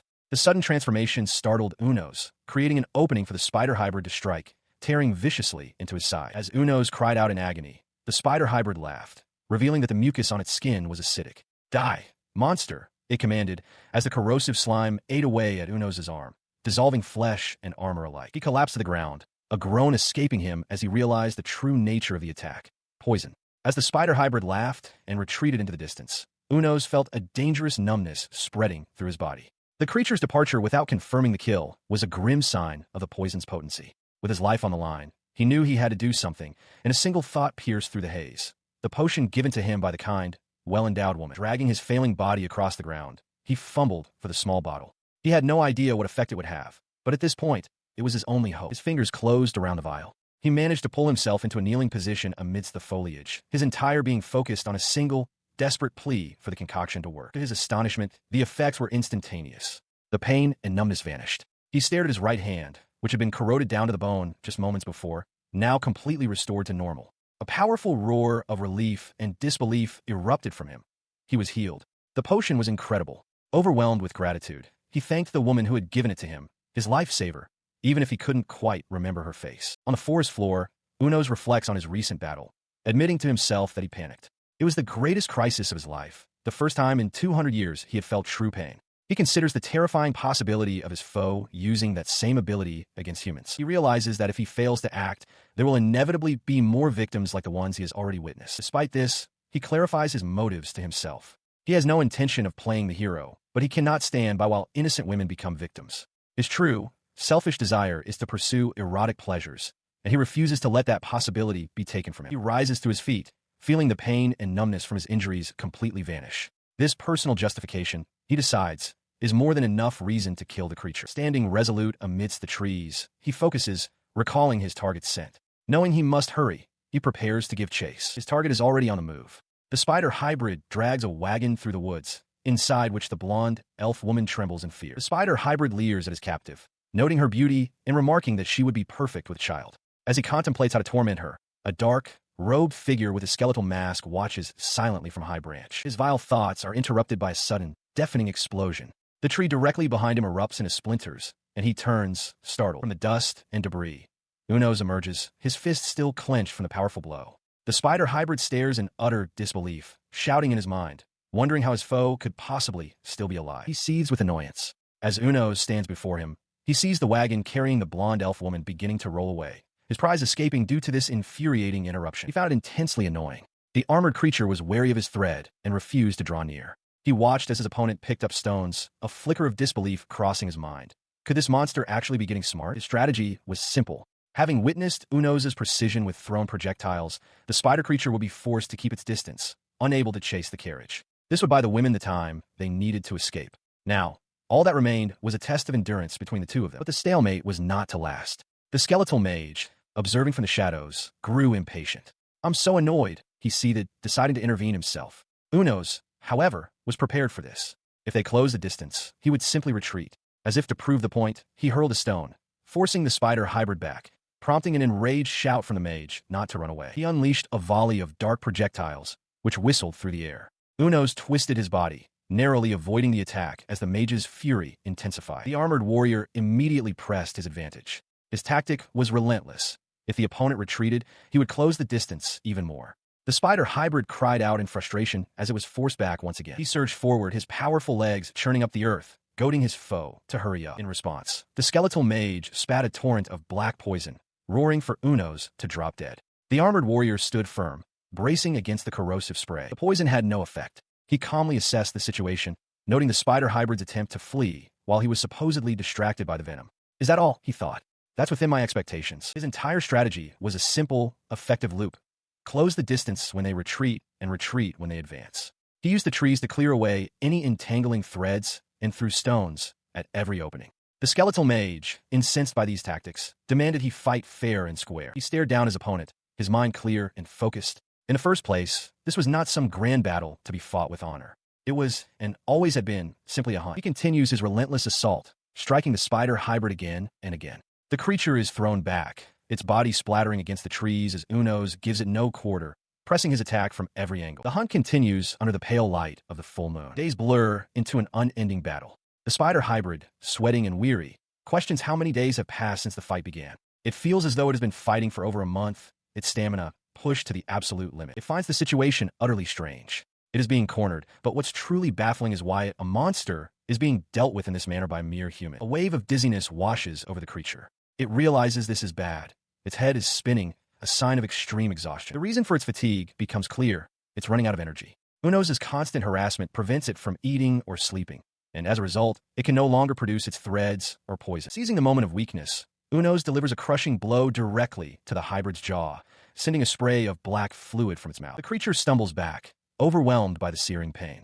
It can't comprehend what is happening or why it hurts so much. The agony triggers a memory of a past life, of being experimented on by men in suits, questioning why it had to be the one to endure such suffering. The memory fuels its present despair, and it lets out a furious, desperate roar, cursing its fate. In a final, desperate gambit, the spider hybrid unleashes a barrage of projectiles in all directions. But Uno's is too quick, weaving through the attack and closing the distance to deliver another brutal strike. He stands over the fallen spider hybrid, which writhes on the ground, blood pooling beneath it. The creature whimpers, its voice filled with agony, repeating that it hurts. In a brutal, decisive motion, he brings his fist down, shattering the hybrid's head in a spray of black fluid. With the deed done, he turns and walks away, leaving the twitching, headless corpse behind him. Guttural, dying groans echo from the remains. His walk is cut short as he slams his fist into a nearby tree with a resounding crack. Leaning against the rough bark, he begins to scratch frantically at his own armored face, his body trembling. A sudden thought stops him cold. He recognizes the words the creature spoke. It was the Ferlito's language. He turns back toward the corpse, a sense of disbelief washing over him as the hybrid's final, broken words come back to him. No way, he thinks. The full weight of the creature's statement hits him under the moonlight. You're just like me. He recalls his own command to the creature, a single, brutal word. Die. The memory continues, the hybrid's desperate, tearful questions echoing in his mind. Pleas for recognition, asking if they weren't the same, if they weren't comrades. As the memory fades, he continues his slow walk away from the forest. He relived the moment in his mind. The sickening crunch as he obliterated the creature's head, silencing its plea of comradeship. The memory brought a surge of revulsion. Under the cold light of the full moon, he rejected the very idea, growling to the memory of the fallen creature, "Don't lump me together with you." Atop a rocky cliff, the monstrous form of Uno's surveys the rugged landscape, his large frame a stark silhouette against the sky. He takes a moment to reintroduce himself as Uno's, recalling the strange circumstances of his return, waking after 2 centuries to find himself transformed into a monster. His current location, he explains, is the Elven country, the Republic of Einhell. From his vantage point, he observes the peaceful lives of its inhabitants, like an elven woman and child walking through their village. His thoughts then drift to another matter, a loose end from his past mission. He suddenly remembers the Canaan reconnaissance he was supposed to conduct. He recounts his journey after defeating the spider-like creature, explaining that he traveled to the frontline city situated on the border between the Kingdom of Canaan and the Republic of Einhell. Upon arriving, he gazes at the city's fortifications and comes to a grim realization. The presence of simple ballistae on the walls tells him that they have abandoned science. Meanwhile, within an elven settlement, a blonde elf woman explains the local philosophy. In Einhell, nature worship is prevalent, leading to minimal development. As a result, she notes, monsters tend to increase more easily, a manageable issue for the strong elves, but a huge problem for humans. Back on the cliff, Uno's considers this very problem. The frontline city is supposed to be equipped with the highest grade weapons from Canaan specifically to deal with these monsters. But as he looks closer at the weapons, a jolt of shock runs through him. They are ballistae, the exact same model as those used 200 years ago. The shock gives way to profound disappointment. He concludes that the town is shabby and run down, and with that realization, he loses all remaining expectations for the Kingdom of Canaan. He stood overlooking a vast, sun-drenched valley, his mind made up. The next place he was curious about was Einhell. With a grunt of determination, he decided it was about time. With that thought, he leaped from the cliffside, descending rapidly. 16 days had passed since his arrival in the country, time he had spent learning about the elves. Now, he resolved to head toward the reconnaissance spot. From his hidden vantage point, he recalled what he'd learned. He had heard that elves were experts in magic, unlike humans who required incantations. The elves, however, used powerful magic endlessly and without any chance, a fact he considered to be total cheating. Beyond their magical prowess, he observed that the women there were incredibly attractive and noted that the men were as well. This mastery was possible because magic was an integral part of their daily lives. He watched them use it for the most mundane of tasks, lighting a fire, picking up an item, even drying clothes. It was this constant, casual use that allowed them to master it to such an extent. But as he watched from the bushes near a tranquil pond, he knew their magic wasn't the true terror of the elves. He felt a surge of anticipation, declaring internally that the greatest threat was here. It was about time. He mused on their reputation. It was well known that elves were renowned for their appearance, but seeing them firsthand revealed, it was on another level entirely. He considered this an undeniable truth, having personally observed over 100 elven women at this very reconnaissance spot. His patrol of the river area was complete.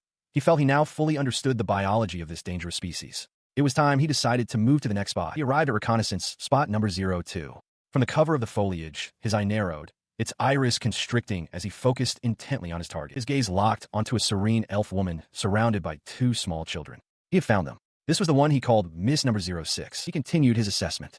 Among all the elves he had seen, number 6 was particularly to his taste, and one of the two who posed a real threat. He noted her routine. Whether she was a teacher or something similar, she always brought children with her at this time.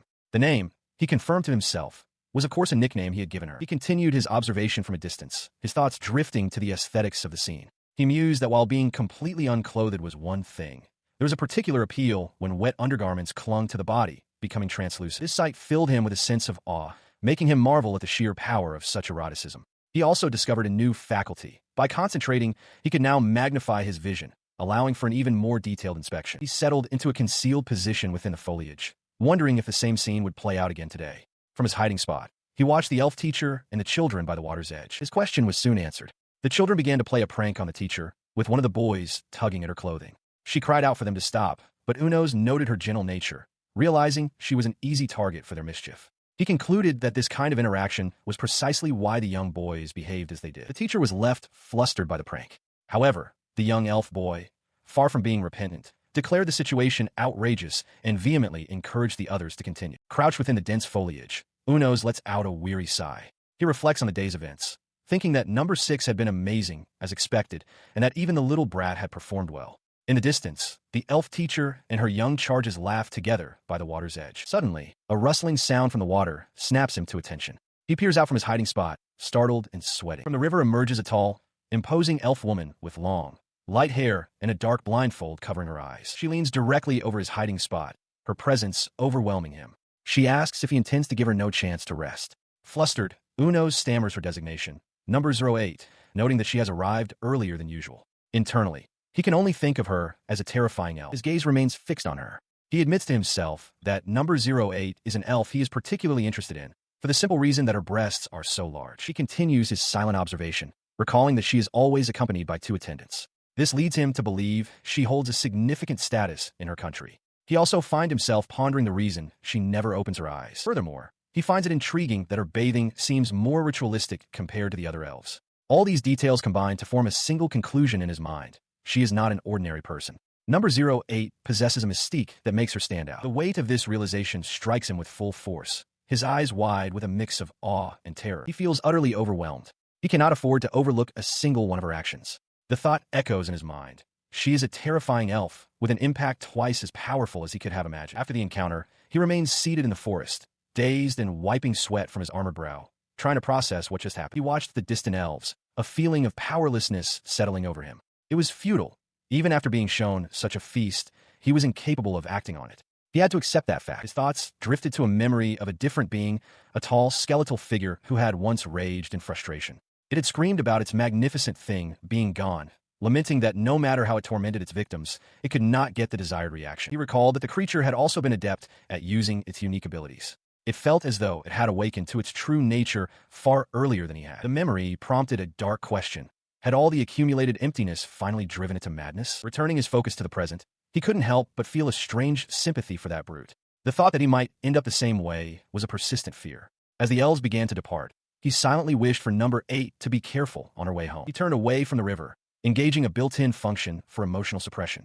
It was a useful tool in times like these, preventing him from dwelling on matters that could not be changed. Standing alone amidst the trees, he surveyed the darkening landscape and noted that it was already quite late. The fading light signaled an opportunity. He knew the elves did not come to the river after sunset, making it the perfect time to gather supplies and wash his things. He set about his evening tasks, sharpening a magic sword that cut exceptionally well. Nearby, the carcass of his latest hunt was draining. As he prepared the meat, he noted that the taste was lacking and that he needed to find some salt. As he worked, night fell completely, the crescent moon rising high above the clouds as bats began their nightly flight. In the quiet of the forest, Unos rises from the leaf-strewn ground, unable to find rest. He lies back down, shifts, and sits up again, his mind clearly in turmoil. His agitation is fueled by the memory of another's words, a skeletal figure insisting there were many reasons to go back. It had argued that if he returned to the Empire, he might find more of them, other test subjects. He questions himself, wondering if his hesitation was simply because he couldn't make up his mind. In truth, he admits to himself, he has known for a long time that he should return to the imperial capital. The path there is perilous,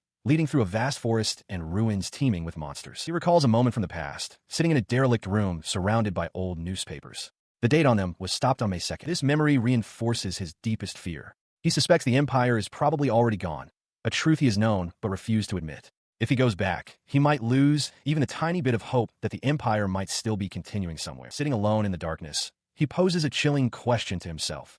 If he confirms the worst, would he also end up broken, just like that skeletal figure? His gaze drifts to the river, where the elves are bathing. He acknowledges that watching them every day is enjoyable, a pleasant distraction, but it is not a solution. He finally understands. Deceiving himself and living with this peaceful lie might actually be more difficult than facing the truth he has been avoiding. He stood, his broad, armored back turned to the forest he had called home.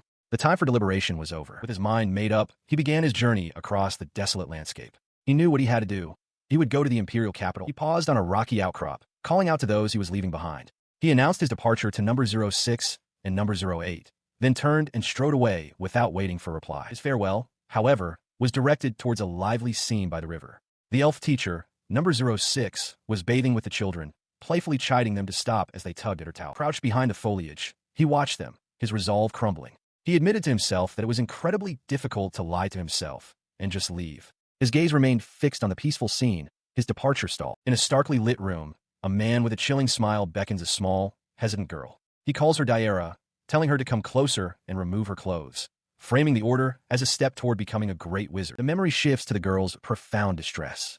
She feels disgusted and frightened, wishing only to go home to her parents. As a man in a doctor's coat examines her, he mutters for her to grow up quickly so he can return to his hometown. The girl is left trembling in a bed, the trauma overwhelming her. The vision fades, replaced by the sight of an adult woman with magenta hair and a witch's hat. Gister, standing before the charred ruins of a town. The desolate landscape stretches before her, a silent testament to some past catastrophe. She jolts awake with a cry, the horror of a nightmare clinging to her. Sitting up in bed, her eyes are wide with terror, the disturbing memories still vivid and painful. Later, having composed herself, she walks through the bustling streets of Recall, a town in the kingdom of Canaan. Her attention is caught by chatter from a nearby crowd, and she turns, inquiring about a monster they mention. She finds a potential informant, a woman with long, reddish hair. The woman claims she's already told the guards, but Gister offers a silver coin for any information, no matter how trivial. Intrigued by the offer, the woman agrees to tell Gister everything she witnessed. The informant begins her tale, describing a scene of utter chaos. She explains that she and others were being taken to a kidnapper's hideout when a monster suddenly appeared, turning their grim situation into a bloodbath. She continues, stating that the kidnappers fled almost immediately. Given the terrifying creature that stood before them, their flight was entirely understandable. The woman explains that the monster's actions were puzzling. It didn't take anything and eventually ran off. However, she notes that it stared at them intently, as if searching for something. Gister asks why it attacked the carriage in the first place, but the informant admits she doesn't know. Her voice rises with remembered fear as she concludes her story. Just as she thought the creature was gone for good, it came right back, its massive head appearing suddenly at the carriage window. She finished her account, explaining that the creature simply stared at them for a while before turning and leaving without doing anything. She added, however, that it was just a woman's intuition, but she felt its gaze was intensely focused on her chest. Gister considered this, wondering aloud if that was simply how such creatures viewed human women. The reddish-haired woman conceded that in the end, nothing happened and they were safe, but they had remained on high alert. Changing the subject, she complimented Gister on her beauty and her great assets, offering her a well-paying job at her establishment. A bit taken aback, Gister wondered if that was meant as a compliment, but agreed she would ask for help later. Her mind, however, was already processing the new information. She concluded with certainty that the target was in Canaan and was drawing closer. As she walked through the town with her companions, their chatter faded into the background. A memory surfaced, triggered by the mention of a predator. A man's voice echoed in her mind, speaking to a young girl.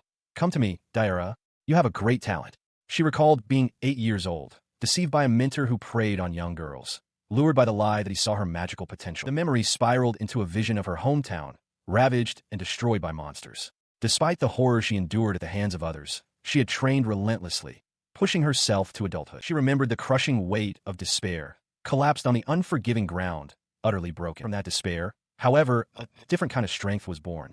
She stood amidst the rubble, realizing in hindsight that she must have been out of her mind with grief and rage. With nothing left to matter, she became an adventurer.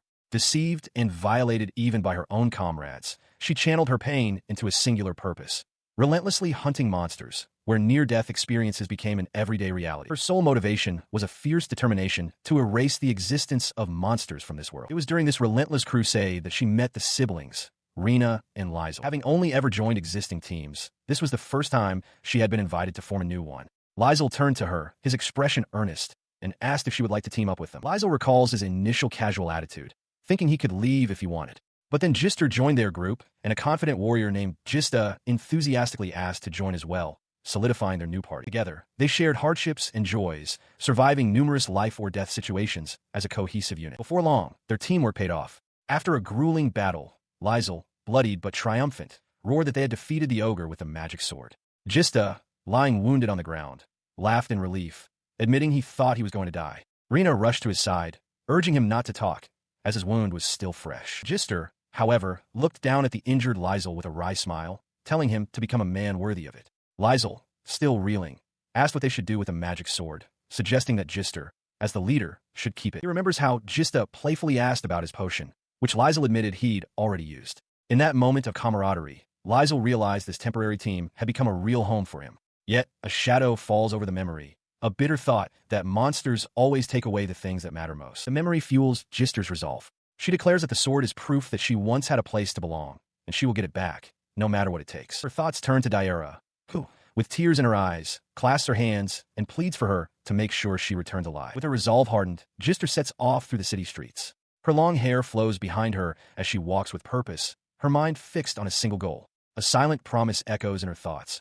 Wait for me, Rena. Unos arrives in a desolate, ruined landscape, his heavy footfalls stirring the dust of shattered buildings. He reflects on his journey, having left Einhell and headed southeast toward the imperial capital as fast as he could. The scars of battle are starkly visible across the land. His relentless pace brought him to these specific ruins by sunset, the fading light casting long shadows over the destruction. He tries to identify his location amidst the rubble, surmising that this must be the town of Idres, though it is nearly unrecognizable. A jarring memory or vision flashes through his mind. The blonde elf woman, alongside another of her kind, recoiling in horror from a cataclysmic blast. She cries out in disbelief, questioning if the elves themselves were the cause of such devastation. In this memory, he stands before them, observing their unclothed state. He makes a crude, imperial-style joke to himself, considering it a fair exchange for his voyeurism. The memory fades, and he continues his journey, running tirelessly through the night. He notes the silence, joking to himself that he can hear crickets after his internal quip before giving a thumbs up to the empty darkness. His pace is relentless, a powerful, ground-eating stride that carries him through the wilderness at incredible speed. He skids to a halt,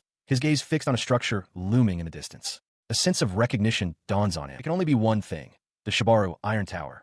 He stares up at the colossal structure, tilted precariously but unbroken against the moonlit sky, a testament to the Empire's impressive technology. He recalls a memory, a vision of 4 people, a family, standing together in a soft, ethereal light. He reflects on the special nature of visiting places that hold such family memories. His contemplation is interrupted by the sudden appearance of a horde of pale, gaunt humanoids. They swarm forward, murmuring amongst themselves, questioning what he is and where he came from. Observing the vast number of creatures, he notes their foul stench, a clear sign of their presence. He wonders aloud if their sheer quantity is due to a queen being nearby. A jagged grin spreads across his face. The timing is perfect. He declares to the now terrified horde that he is in the mood to let off some steam. As the sun rises, the aftermath is revealed. A field of carnage, littered with the dismembered and splattered remains of the entire horde. The ground is soaked and stained, a testament to the brutal efficiency of the slaughter. Leaping through the forest, he reflects that exterminating them took longer than he had anticipated. Nevertheless, he expects to see the town of Aegis soon. He stops, looking out over a cityscape. It is more ruined than he expected, and an unsettling feeling washes over him. He notes that unlike every other overgrown town he has seen, this one is gray, like ash. He surveyed the utter devastation, his gut feeling unfortunately proven correct. The entire town was nothing but ashes, completely incinerated. He wondered what could have caused such thorough destruction. Could have been the elves' magic? No. Even in a war, this level of annihilation seemed senseless. A wild guess then formed in his mind. He recalled a man in a suit discussing an ultimate weapon and considered the horrifying possibility that this was the result. It seemed entirely plausible for the Empire. If they had truly unleashed such a weapon on the imperial capital itself, the implications were staggering. Driven by this new urgency, he broke into a sprint once more. He knew he should rest, having run nonstop since leaving Einhell and even exterminating goblins along the way, but the thought was quickly dismissed. His resolve hardened. He had to get to the capital as quickly as humanly possible. He skidded to a halt. A sudden realization struck him, something he hadn't wanted to admit. Why didn't I notice it sooner? He thought to himself. He looked up, the pieces clicking into place. The truth had been right in front of him all along. Before him stretched a vast, desolate landscape. He stood at the edge of an immense crater, the true scale of the cataclysm now horrifyingly clear. Taking a step forward, his foot sank into the damp ground at the crater's edge. He knelt, feeling the texture of the ground. It was sand. A strange thought surfaced amidst the devastation. He had never been to the beach, and he wondered if this is what it felt like. He stared into the vast, empty bowl carved from the earth, contemplating the immense quantity of explosives required to create such a massive crater. This, he realized, must be the ultimate outcome of technological advancement. It was no wonder they gave up on it. This single devastating sight explained why Canaan had abandoned science entirely. His mind conjured an image of the Empire's gleaming cities, a testament to that very path. He was forced to wonder if their entire course had been a terrible mistake. With his resolve hardened, he launched himself into the sky, rocketing towards the imperial capital. From the cover of dense foliage, the armored being known as Unos peers out, offering a cheerful, albeit unseen, greeting. His attention, however, is fixed on a specific target. He inwardly praises the form of someone he calls number 08, appreciating the view as she bends over. His lighthearted observation gives way to a grim reality. He stands in a desolate, crystalline wasteland, reflecting on the fate of the Ferlito's empire. As he expected, it has been completely annihilated, a victim of its own self-destruction. Meanwhile, in another location, three powerful-looking elf women confer. The one who appears to be their leader declares that with the empire gone, she must now turn her attention to investigating their greatest threat, the true form of the elves. She elaborates that this is precisely why she is conducting her observations. Even now, the scene reveals her bathing, a part of her ongoing surveillance of her own kind. The perspective returns to Unos in the bushes. He continues to admire the elves' forms, finding them beautiful, but a moment of self-awareness strikes him. He wonders if this activity is simply a way for him to run away from reality. The thought solidifies into a stark confirmation. He is, indeed, running away from reality. This realization triggers a memory of his past. As a human, he had clung to a sliver of hope, discussing a possibility with his colleagues. He had theorized that even if the empire fell, someone might survive who could continue the research on the technology needed to restore his humanity. The memory fades, leaving him standing before the vast, empty crater that was once the heart of that hope. He acknowledges grimly that this wishful thinking was crushed swiftly and completely. His mind spirals into a torrent of desperate questions. He wonders if he is doomed to this form forever, if he will be eternally alone, forever powerless. While he doesn't entirely hate his monstrous body, he admits to himself that, deep down, he still longs to be human again one day. His despair is momentarily pushed aside as his attention is recaptured by the bathing elf. A gauge materializes, illustrating his mental state shifting rapidly from overwhelmed to energetic, the sight providing a powerful, if temporary, reprieve from his existential dread. He gives thanks to a mental image of an elven woman, a goddess of breasts, believing that such fantasies are what allow him to remain sane and maintain self-control despite his circumstances. This coping mechanism stems from a dark thought. If he can never return to being human, it might be better for his mental health to simply accept his fate and see himself as a monster. Yet, as he watches the real elf from his hiding place, he suddenly feels no desire to leave. A flicker of defiance returns. He has not given up hope yet. With a renewed sense of purpose, he runs off, believing that even as a monster, he can still enjoy life as a human would to some degree. The important thing is to work toward that goal, a pursuit he admits is his greatest source of dissatisfaction. Later, this dissatisfaction manifests during a meal with his kin. The food is terrible, utterly tasteless. Unos realizes that every time he eats meat, he craves salt, but is always put off acquiring. He considers his options. The salt from the fallen empire is no good anymore. He sees no way to make a deal with anyone, leaving theft as his only choice. Reluctantly, he decides that the ban on robbery must be lifted. With his mind made up, Unos leaps into action. He has decided to head to the city of Canaan to get salt, and perhaps some spices as well. He resolves to move quickly. The scene shifts.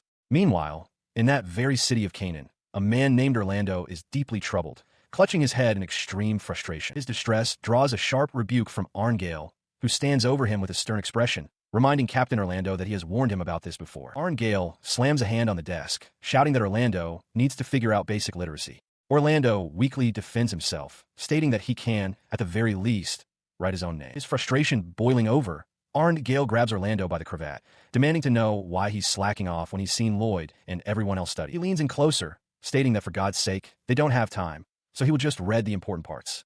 Orlando retorts, asking if Arngale wants to be hit, but immediately softens, apologizing and meekly declaring his affection. Their attention shifts to a report on a new species. Arngale finds it difficult to believe that the creature single-handedly destroyed the old Einhell goblin colony. Orlando, looking pensive, agrees certain it was the work of that specific being. He recalls the assessment. Its threat level was only designated disaster class because there was no major damage. In truth, the strange creature isn't at its highest level, and its appearance alone signals that more destruction is inevitable. The prospect of greater conflict brings a greedy smile to Orlando's face. He declares that when that happens, the bounty will increase, and his unit, the Daybreak Battlefield, will be the one to claim the prize. His commander's blatant avarice earns a weary sigh from Arngale, who remarks that Orlando has the word money written all over his face. Orlando laughs it off, admitting that they do still want the money. With hands on his hips, Arngale tells him he's had enough and to keep his warmongering in check. He gets back to business, explaining that their funds are draining from buying swords to combat the new species. He asks Orlando to take on some good requests to help train the new recruits, and Orlando agrees. He grows serious, however, noting that while they've strengthened their weapons, they are still critically lacking in mages, both in number and skill. He wonders if there's anywhere this isn't the case. His frustration peaks as he cries out, wondering if a beautiful, excellent mage who doesn't need money even exists, a vision of a particular woman flashing in his mind.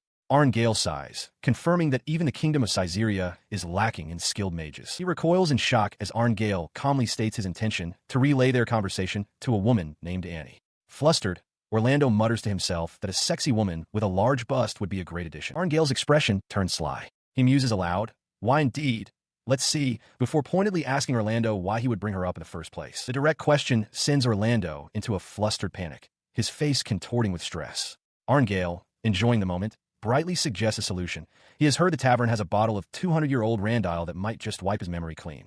Orlando shouts in disbelief at the implied cost. At that moment, Annie herself walks in, cheerfully asking what is happening and if Orlando is treating them. Defeated, Orlando slumps over a desk, offering a hollow thank you to Arngale, who stands over him and magnanimously declares that he will treat everyone. His declaration is met with a shriek of protest from Orlando, but it is drowned out by the jubilant cheers of Annie and two other soldiers who have gathered. Annie happily confirms to the group that it seems the captain is indeed treating them. As the others celebrate, Arngale watches with a smug smile. He chides Orlando, telling him to stop adding non-stop orders because of the cost, and remarks that this is what he gets for slacking off. The monstrous, white-armored form of Unos looms into view, his sudden appearance striking terror into a group of bandits below. Their faces twist in shock and fear, letting out cries of alarm. The ground is a scene of carnage, littered with the bloodied bodies of those who try to defend their caravan. Unos observes the bandits' panicked reactions. He cannot understand their words, but their surprise at his presence is perfectly clear. His gaze widens to take in the full situation. He has just arrived in Canaan only to stumble upon this brutal attack. The coachman and guards are dead, and a blonde woman lies injured on the ground. The bandits are in disarray, shouting amongst themselves about what to do. He then notices that the woman's torn clothing reveals some kind of padding on her chest. Taking a moment to process the grim scene, he brings his hands together in a quiet prayer for the fallen, thanking them for their hard work and wishing them peace, though he keeps his other observations to himself. His brief moment of reverence is shattered when he realizes the bandits have not fled. One lunges, his sword breaking uselessly against Unos's armored form, startling the large creature. He is confused as to why they are attacking him. The bandits surround him, shouting accusations and questioning if he's a goblin leader, urging each other to attack. Having made his decision, his arm whips through the air in a powerful strike aimed at one of the aggressors. He resolves that against these bandits, he will not hold back. His fist connects with a man's head, causing it to explode in a shower of gore. He moved with brutal efficiency, ignoring the bandit screams. One of them was impaled through the chest, the force of the blow sending a spray of blood into the air. He knew it was too late for them to run. At this point, he couldn't stop himself anymore. He then launched himself through the air, a blur of white armor, as the remaining men scattered. One fell to his knees in the mud, pleading for him to stop, his face a mask of pure terror. As the bandit begged, an odd memory surfaced in his mind, a smiling, bespectacled woman in a classroom setting. He recalled her words, advice from her own mentor, suggesting one should always take the initiative to get on people's nerves. He agreed with the sentiment completely. Yes, sensei, he thought with grim finality. With this grim mantra reinforcing his actions, he brought his bladed arm down in a devastating arc, deciding that now was the time to end it. After the slaughter, his mind clarified the source of his inspiration. He was looking at an adult magazine featuring the same woman. He mused that she was his sensei to whom he was greatly indebted, before correcting himself with the thought that all of his actual teachers had been men. He stood amidst the carnage he had created, the dismembered bodies of the bandits littering the forest floor around him. He let out a guttural sound, Gafu, surveying the scene. He reflected that it was the same as always. He had gone too far. Even though they were bandits who had killed people, they were still human, and he had been unable to stop himself. He rationalized that from Canaan's perspective, it was a win-win situation, saving them the trouble of a trial. His introspection complete, he approached the caravan he had saved. He considered a large sack of salt as fair payment for dealing with the bandits. Taking it, he offered a simple thank you for the meal. His action, however, was met with sheer terror.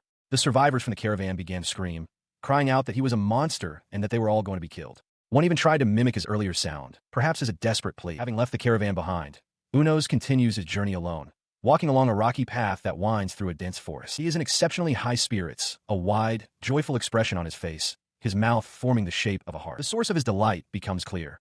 He has successfully obtained 2 large jars filled with salt. He sits and reflects that, Despite all the wagons, the rest of the spoils were quite disappointing. Now, having only eaten dried meat for so long, he eagerly anticipates cooking all sorts of new things with his prize. He considers the other items he took, some wool to use as cushioning for the precious salt jars, and a rather uninspired water jug. He had initially been hopeful about the jug, as it was found inside an expensive-looking box and bore an elaborate design, leading him to believe it might be some kind of magic item. However, after trying various things with it, nothing happened. His next thought was to use it simply as a water jug, but upon inspection, he was shocked to discover a hole in its base, wondering how he hadn't noticed it before. He concludes that whatever its original purpose was, it's useless to him now. He guesses it must be a decorative piece from a fountain statue, and, with that realization, tosses it aside. Lying on the ground, he considers the fragility of the glass jars. Even with the wool padding, the risk of them breaking has been a constant worry during his travels. He resolves to find a more suitable container for the salt at the Airquell shopping mall in the morning. He reflects on his recent movements, traveling back and forth between Canaan, the Empire, and Einhell. With more travel there likely in the future for various reasons, he concludes that establishing a proper base of operations within the Empire would be a convenient and strategic move. He lay on his back, contemplating the idea of a base. The more he considered it, the more brilliant it seemed. If he stocked it with essentials, it would be well worth the effort. He sat up, energized by the thought, convinced it was a truly great idea. His excitement grew, realizing it felt like building a secret hideout. The childish thrill of such a project delighted him, reminding him that he was, after all, just a guy who enjoyed such things. He began to seriously consider the logistics, focusing on a location. A spot near both Einhell and Canaan would be heavily wooded, making a poor choice. Instead, he concluded that the area north of Idris, or somewhere nearby, would be perfect. As night fell and a crescent moon rose in the sky, he finalized his plans, anticipating that the following day would be a busy one. The next day, he journeyed onward, the large salt jar on his back slowing his pace slightly. He noted his proximity to Idris and acknowledged that he had finally returned to his homeland. While walking through the dense forest, he suddenly stopped, letting out a questioning grunt as something caught his eye. He squinted, thinking he saw a color in the woods that simply shouldn't be there. Wondering if it was an artifact, he decided to move closer, as the trees obscured his view even when he tried to zoom in. His eye focused, optically zooming in on the distant anomaly. He then broke into a run, moving swiftly through the undergrowth to investigate. He crashed through the foliage, his expression shifting to one of alarm as he got a clear view. Stopping short, a cold sweat beaded on his skin. He realized that even if he wanted to avoid it, he couldn't. A dreadful possibility dawned on him as he stared at the sight before him. He had found it. There, nestled incongruously amongst the dense trees, stood a stark white building.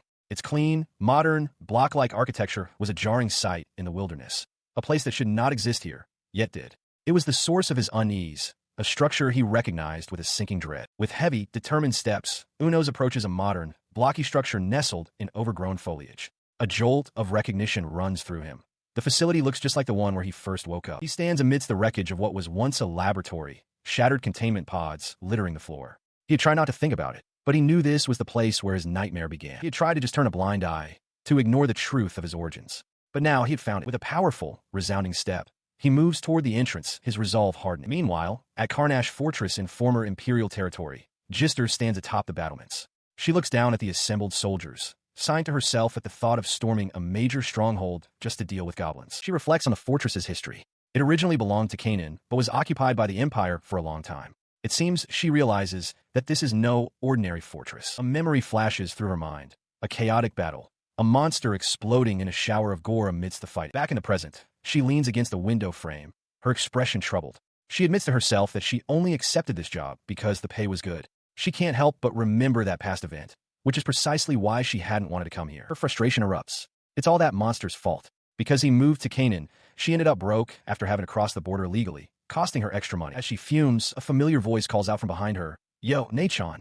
She turns, startled, to see her brother approaching. Gister, her expression unreadable, posed a provocative question to the soldiers before her. How much for a night? Her facade then cracked, and she let out a frustrated scream, lamenting the nature of every single one of them. She turned away from the two men, declaring that the queen was in the fortress ahead. She curtly ordered them to find somewhere else to satisfy their urges, but one of the soldiers called out, asking if she was ignoring him. As she stood silently, the soldiers conferred. One remarked on her nerve, but the other had noticed a crest on her staff, identifying her as a mage from the Kinoshita clan of Caesarea. Unimpressed, Gister simply asked if there was anything else. This revelation struck fear into the men. They knew that within the magic nation of Caesarea, the Kinoshita and Itsu clans were famously powerful. To be allowed such a name meant she possessed immense strength. One of them muttered his relief at not having been burned alive. Despite the danger, one soldier remained captivated by her appearance, remarking that her sultry face was hard to resist. His companion had to physically restrain him, telling him to get a grip. In that instant, A projectile shot from the distance, striking the distracted soldier squarely in the forehead. He was killed instantly as a shocked friend looked on. The next morning, the battle began in earnest. As the mages advanced, the second soldier was struck down, crying out for his fallen buddy in his final moments. Amidst the chaos, Gister began her incantation. With a sharp cry, she unleashed a volley of massive fireballs that soared towards the enemy fortress. The spell struck the ramparts with devastating force, erupting in a colossal explosion.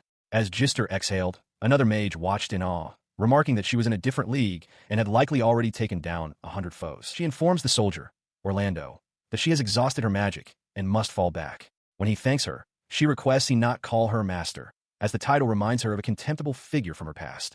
Orlando falls silent, considering her words. She turns and walks away along a wooden platform, leaving him behind. He shouts after her, complaining that mercenaries can't be trusted because they are always looking for an easy way out. While acknowledging that running out of magic is unavoidable, his tone is one of frustration.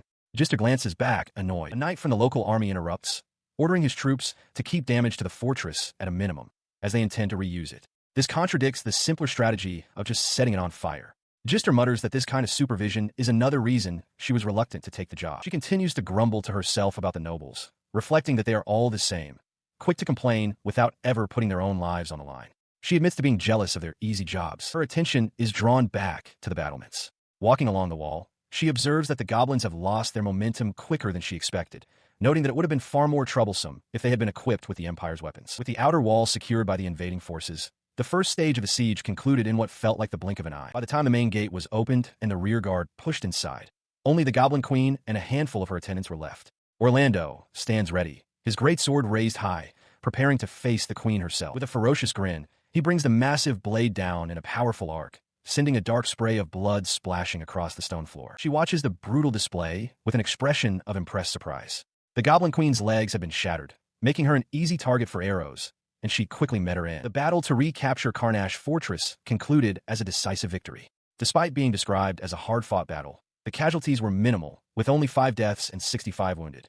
The fortress itself sustained little damage in the assault. Amidst the celebrating soldiers, one knight laughs heartily, declaring that the Lord will surely be pleased with his excellent instructions. Gister, however, looks on with disdain, muttering that he's acting high and mighty when all he did was hold him back. As she scoffs, Orlando approaches, a wide grin on his face as he praises her impressive performance. His men, however, seem to have other thoughts, fantasizing about her in a less professional capacity. He flushes, realizing the implication of his words and the atmosphere among his troops. He quickly backpedals, insisting that he was talking about her work. Gister lets out an exasperated sigh. He composes himself and formally introduces himself as Orlando, the leader of the Daybreak Battlefield group.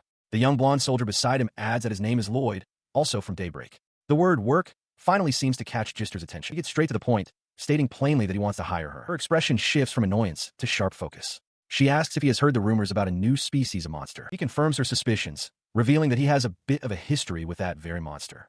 Orlando explains that he expects to be called on an extermination mission soon, but his forces are lacking in the quality and number of mages.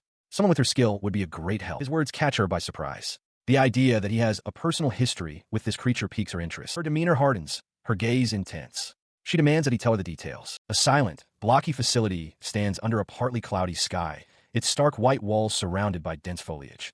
The structure appears abandoned, a relic of a bygone era. Inside, Uno stares at an open elevator door, sweat beading on his armored brow. He is bewildered, questioning aloud why the gate is open when it should be sealed. He recalls how he discovered this facility, having entered through a hole in the outer wall. Peering down the elevator shaft, he notes that it doesn't seem particularly deep, but his attention is caught by another hole in the shaft wall, its edges seemingly melted. His gaze shifts upward, confirming that the ceiling of the elevator car itself is also melted through. As he processes this, he examines his hand, a sudden realization dawning on him as he identifies the substance clinging to it. Threads. The connection becomes clear. This was the nesting place of a spider-like creature he had been tracking. After descending into the basement through the cramped elevator shaft, he finds another gate standing wide open before him. He pauses, his senses on high alert. From the darkness beyond, he can just barely detect the faint sound of movement. Suddenly, it all makes sense. The gate hadn't been opened from the start. The spider creature had opened it upon leaving. This could only mean one thing. The facility's power generator must still be running. His guess is confirmed as he moves deeper inside. He finds equipment actively generating a small amount of electricity using groundwater. With his theory proving correct, he proceeds to investigate what has happened. He finds a machine that still has power and extracts information from it, confident in its reliability. The fact that it's still running is a testament to the enduring quality of the Empire's technology. He assesses the old facility, noting that the power generation equipment will only last about 300 days. For now, however, it is perfect. The sturdy, underground construction makes it difficult for creatures to enter, and he can use a small amount of electricity. He decides to worry about extending the power supply later. With a triumphant gesture, he declares that this location will become the secret base of the Empire's stronghold. His mind shifts to the next task. Before settling in, he must head to a place called Islequell to retrieve some items, carefully packing a few glass bottles into his backpack. Elsewhere, an elf woman with long, light hair relaxes peacefully in a body of water. Her tranquil moment is observed by a small, white creature hiding in the bushes, who internally states its sole purpose for being there is to check on the elves. The elf woman, however, notices a pair of elf children nearby, sensing they are up to some mischief. Her attention is drawn by one of the elf boys, who proudly exclaims that he's caught a fish. He tosses his catch into the air for her to see, and she looks on, amazed. The playful moment takes a turn as the fish lands squarely on her head. While she's startled, another elf boy rushes up from behind and yanks away the cloth she was using as a covering. They succeed, running off with her covering while laughing triumphantly. Distressed, she cries out for them to give it back. The prank concludes with the elf woman scolding the now subdued children. From the bushes, the small white creature gives a thumbs up, thinking that their pranks are becoming more precise and that it looks forward to the next one. This entire scene was witnessed from a distance by Unos.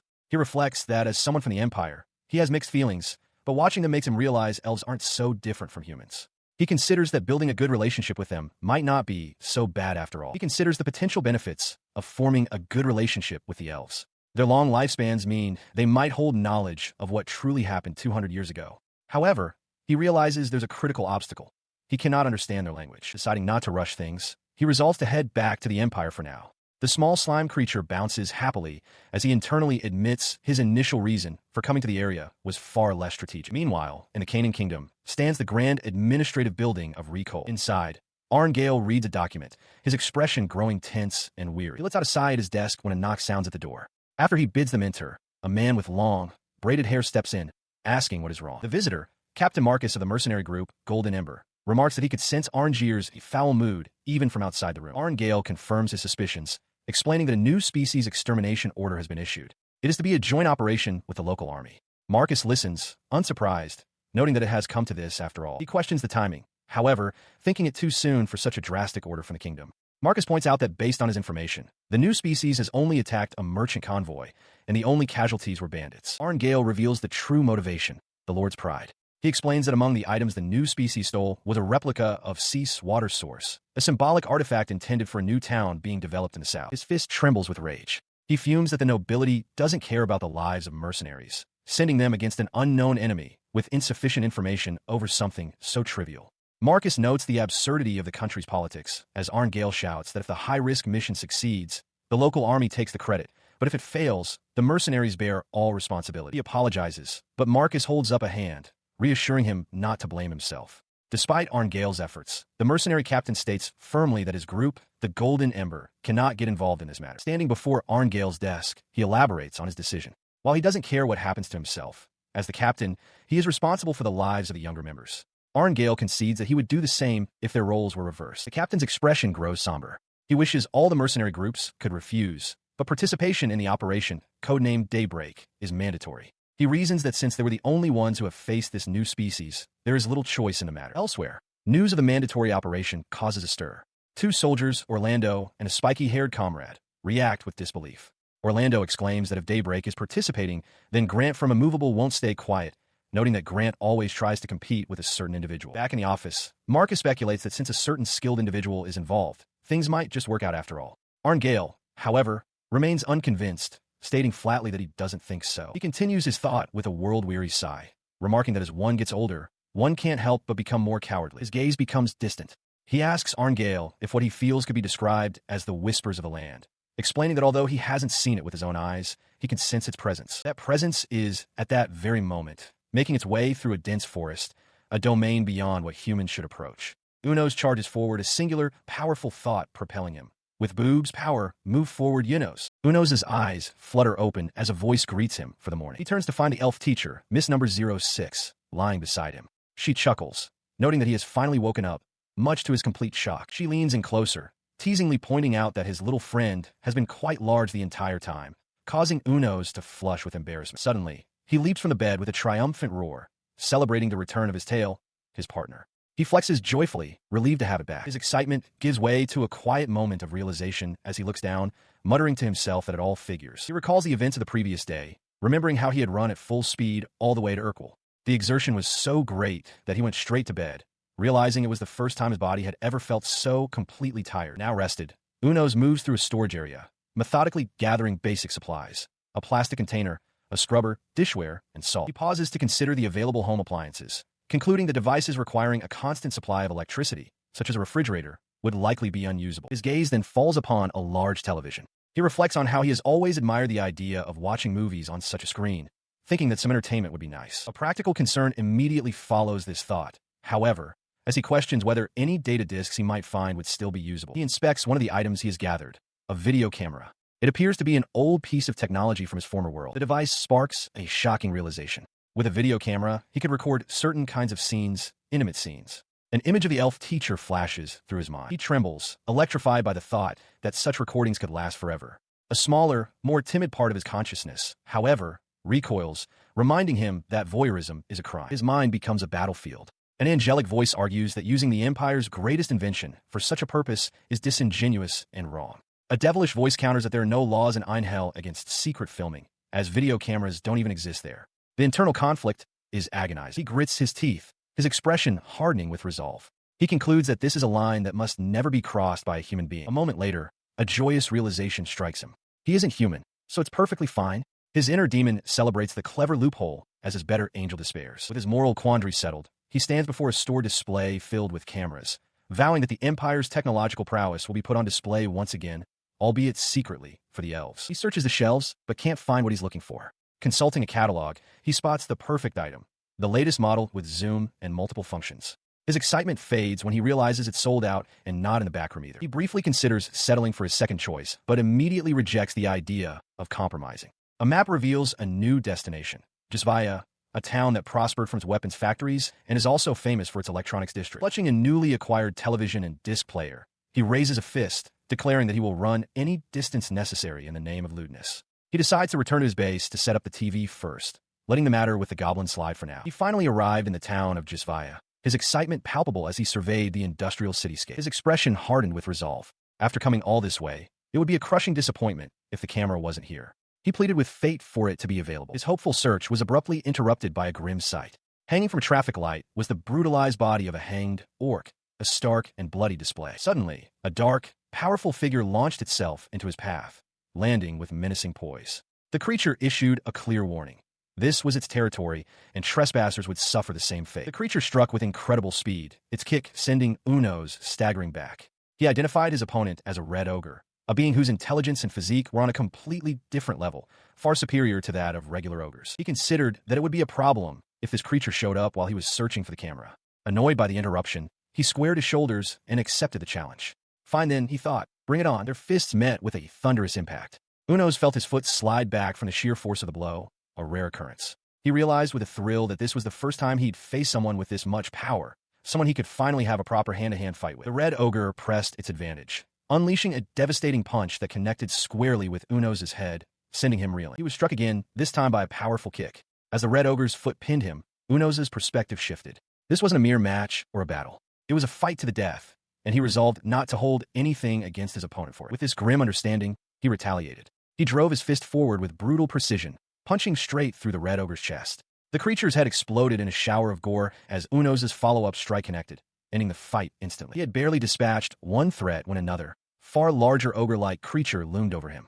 The behemoth swung a crude, heavy club downwards with immense force. In response, Unos raised his armored forearm to intercept the crushing blow. The impact was devastating. A sickening crunch echoed as the club shattered against his arm, sending a spray of dark fluid across the ground. Despite the force of the attack, Unos stood unharmed, looking down at the corpse of his attacker, its skull caved in. He flexed his hand, remarking to himself that the blow had actually hurt, but the wound had already healed completely. He reasoned that since the creature had initiated the conflict, its fate was sealed. As his small angelic and demonic conscience figures appeared, he sat by the water's edge, pondering that with such power, he could very well be the strongest creature on land. With all future concerns needing to be addressed, Uno strode through a store, his mission clear: find a high-end video camera. He scanned the displays until his eyes landed on the perfect device, a large, professional-grade camera resting inside a glass case. His search was a success. Overjoyed, He celebrated the discovery with unrestrained glee. While he was there, he decided to also look for some movie discs, mentioning one in particular that he was eager to see. To be safe, he gathered 2 cameras of the same model and 50 blank discs for recording. Satisfied that his preparations for filming were now complete, he then moved to an aisle lined with countless discs, feeling overwhelmed by the sheer number of choices available to him. His indecision vanished as his attention was captured by a curtained-off section marked with the number 18, emanating a distinct allure. As if drawn by an invisible force, Unos walked past the curtain and disappeared into the restricted area. His shopping trip concluded with a haul of 2 video cameras, 50 blank discs, and 3 movie discs. However, the final tally was far greater. 50 18 discs, all translated and delivered. Seated behind the towering stacks of his purchases, Unos attempted to explain himself. He started by saying the gravure idol he liked had switched to this field, but quickly corrected himself. He insisted it was merely a test to check if the discs were usable, claiming the genre was irrelevant. He kneels before his new acquisitions, a palpable desire to start watching immediately warring with a sense of propriety. He decides he must not hurry. It would be rude to the actress if he did not give her his full attention. With that settled, he concludes that he must eat first. Outside, over a crackling fire, a large cut of meat sizzles, which he intends to cook thoroughly before finishing it off. He then arranges the steak nicely on tableware he had picked out earlier at Urquell, and with a flourish, seasons it generously with his special seasoning, cane and salt. The meal is complete. A Yuno-style deer steak, or in simpler terms, grilled meat, glistening perfectly on the plate. Without hesitation, he digs in, taking a large, satisfying bite of the steak. He revels in the taste, exclaiming how juicy the meat is and how incredible the salt tastes. He realizes that after this, there is no going back to bland flavors. Having finished, he stands before a metal sink, giving thanks for the meal. He reflects that using spices to mask the gamey smell would likely make it even tastier. He then turns the faucet, asking an unseen audience if they noticed. Water begins to flow from the tap. His attention is fixed on this modern marvel. He points out that this facility is equipped not only with electricity, but also with running water. As he washes his plate, he remarks on what a great help this is, as he is accustomed to fetching water from the river. The empire, he concludes, is truly impressive. He sat on the edge of his bed, the large screen before him humming to life. This was the moment. He steeled himself, a bead of sweat trickling down his armored skin. At last, the moment had come. With trembling hands, he slid a disc into the player. He noted the unusual tremor, a sign of his profound anticipation. He clasped his hands together, his gaze fixed on the case lying beside him. A desperate plea formed in his mind. Come on, please work. But nothing happened. A violent tremor ran through his body, shaking the very bed he sat on as his hope turned to agitation. The shaking continued, a physical manifestation of his growing disbelief and frustration. His mind raced, refusing to accept the outcome. No, he thought. There's no way it doesn't work, right? But the reality was undeniable. He collapsed face first onto the mattress, defeated, surrounded by the evidence of his many failed attempts. None of them had worked. He lay there, motionless, the weight of his disappointment pressing down on him. Then, a sudden, jarring thought pierced through his despair. He shot up, his eyes locking onto a nearby video camera. If the discs didn't work, did that mean the video cameras were also useless? He turns his attention to another device, a record player, hoping for a different outcome. Seeing the red light indicating it is recording, he holds a camera and pleads silently for this one, at least, to function correctly. But this attempt also ends in failure. With a roar of pure frustration, he smashes the machine with his powerful fist, the sound of crunching metal echoing his despair. He collapses in agony, questioning the Empire's supposed technological superiority. He wonders aloud why their advanced systems can't handle simple discs that have managed to survive for 200 years. Then, a new thought cuts through his anger. It might not be the discs that are faulty, but the player itself. This realization sparks a sense of urgency, and he decides he must return to Urquell immediately to investigate. He stares at one of the disc cases, the desire to try a new player burning within him. Yet, he hesitates, a wave of exhaustion and doubt washing over him. Clutching the discs to his chest, he reflects on their importance. They are not mere objects. They're the new hopes that have begun to bloom inside him, a promise of something to look forward to. The thought of losing this fragile hope is terrifying. He realizes that if it is extinguished, he might truly descend into madness. His hands clench into tight fists, a physical expression of his desperate resolve to hold onto this last shred of sanity. For now, he decides the only course of action is to sleep.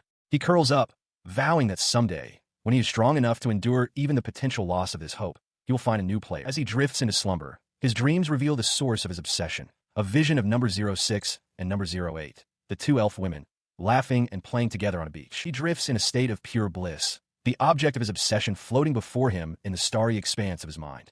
Yet, even in this perfect moment, a profound sorrow taints the dream. Unos is devastated by his recent experiences, but he knows he cannot remain mired in sadness forever. His attempt to distract himself at the new base proved unsuccessful. In an effort to improve his quality of life, he travels to the Canaan Highway, hoping to acquire some salt. From his hiding place among the bushes, he spots 3 wagons that appear to be stuck and show no signs of movement. He reasons that since they cannot escape, there is no need for him to remain camouflaged. He steps out into the open, his sudden appearance causing 2 men by the wagons to cry out in terror. They immediately turn and flee in a desperate panic, abandoning their cargo. He approaches the wagons, noting that with 2 still remaining, the men could have moved after all. He finds their hasty retreat odd but refreshing, and decides to help himself to their abandoned goods. His search leads him to a small sack of dried meat. As he brings it closer to inspect, he recoils from a strong, unnatural chemical smell. The strange scent triggers a sudden, dawning horror. He realizes with a jolt that he has fallen completely for some kind of trap. Just then, the thunder of approaching hooves fills the air, and a sharp, focused eye watches from a distance. The source is revealed: the Canaan Kingdom's army, arrayed for battle. A knight commander on an armored steed observes the scene, noting that the mercenaries they used as bait are now outnumbered. Surrounded, Unos quickly assessed the force arrayed against him. He had severely underestimated them. He counted at least 300, perhaps even 500 soldiers. He considered his options. Running was out of the question. It would only delay the inevitable. He had always known that his continued raids in Canaan would eventually lead to this, but he hadn't expected such a swift and massive response. He glanced at the salt pot, the reason for this entire confrontation, and wondered how to proceed. He grimaced, realizing his choices were limited. He could either go easy on them and simply fight his way out, or he could unleash his full power and massacre the entire army. No matter which path he chose, the outcome felt depressingly similar. He analyzed the repercussions. If he held back, their defeat would be a blow to the military's honor. But if he went all out, destroying an entire army single-handedly would brand him a threat not just to the nation, but to the world itself. Both scenarios demanded he crush them without mercy. Either way, he concluded with a sigh. Traveling through Canaan would become much more difficult, with heightened alerts and decreased wagon traffic. His deliberation concluded. He faced the armored ranks of the Canaan Kingdom army, their commander at the forefront. The commander pointed a gauntlet hand directly at him, their voice ringing with authority. They declared that he, the foolish monster, had fallen completely into their trap and made a grave error in turning the great Canaan Kingdom into an enemy. They promised he would regret this in hell. He listened to the theatrical declaration, a grim smile spreading across his face. The commander's speech sounded like a performance on a stage. He acknowledged to himself that he, too, had become quite aggressive. He straightened up, accepting the challenge. He would face them head-on, just as they wished, and deal with the consequences as they came. In response to his acceptance, the commander raised their arm and roared an order to the archers lined up behind them. "Don't hesitate. Shoot it." As the arrows flew, Uno stood his ground, unfazed. The commander, watching from horseback, knew that playing by the book would be boring. The arrows were unlikely to pierce his armored hide. They would have to rely on the mercenaries for the next phase of the attack. Leading the mercenary charge, a spiky-haired captain on horseback roars his challenge. Identifying Unos as a halberd user, he spurs his horse forward, shouting with excitement to see what the monster is capable of. He closes the distance, but his target begins a magic incantation. The captain realizes the monster is attempting a hit-and-run combo and vows not to let him escape. Unos, meanwhile, is surprised by the captain's unexpectedly fast move, abandoning his weapon and horse to press the attack on foot. The incantation culminates in a massive explosion that engulfs the charging mercenaries. Through the smoke, Unos and his duplicates emerge completely unscathed. He observes that the quality of the mage's attack was unimpressive, finding the lack of damage almost exciting. With a confident stance, he declares it's his turn to act. Before he can make his move, the mercenary captain bursts through the smoke, his halberd swinging in a wide arc that slices into Unos' side.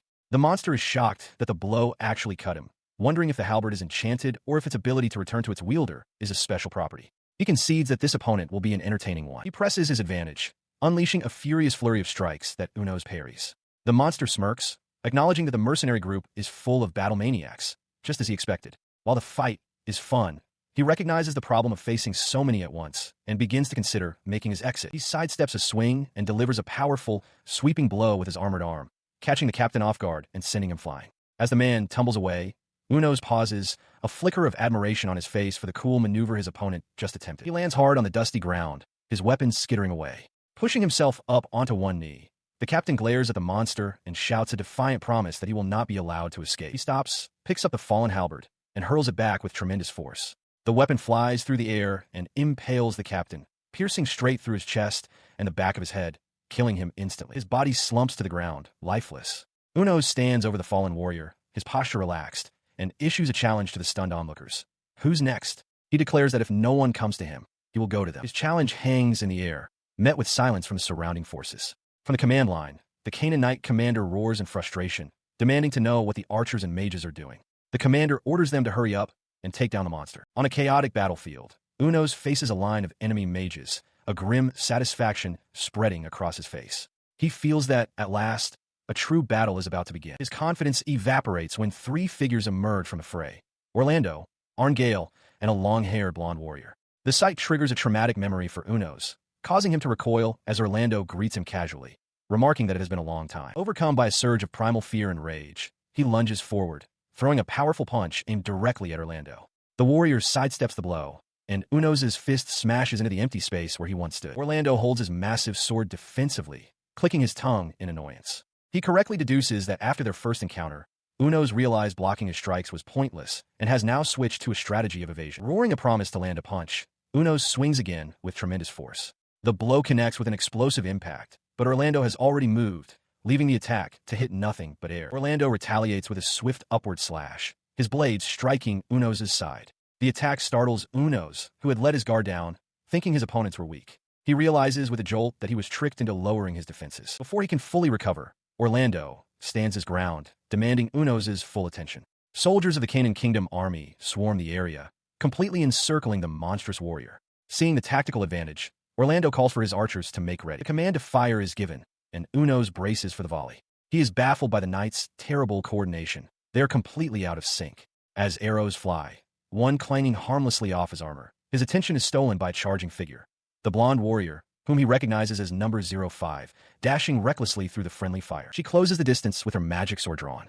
Unos watches her approach, confused by her plan, as he knows such weapons are ineffective against him.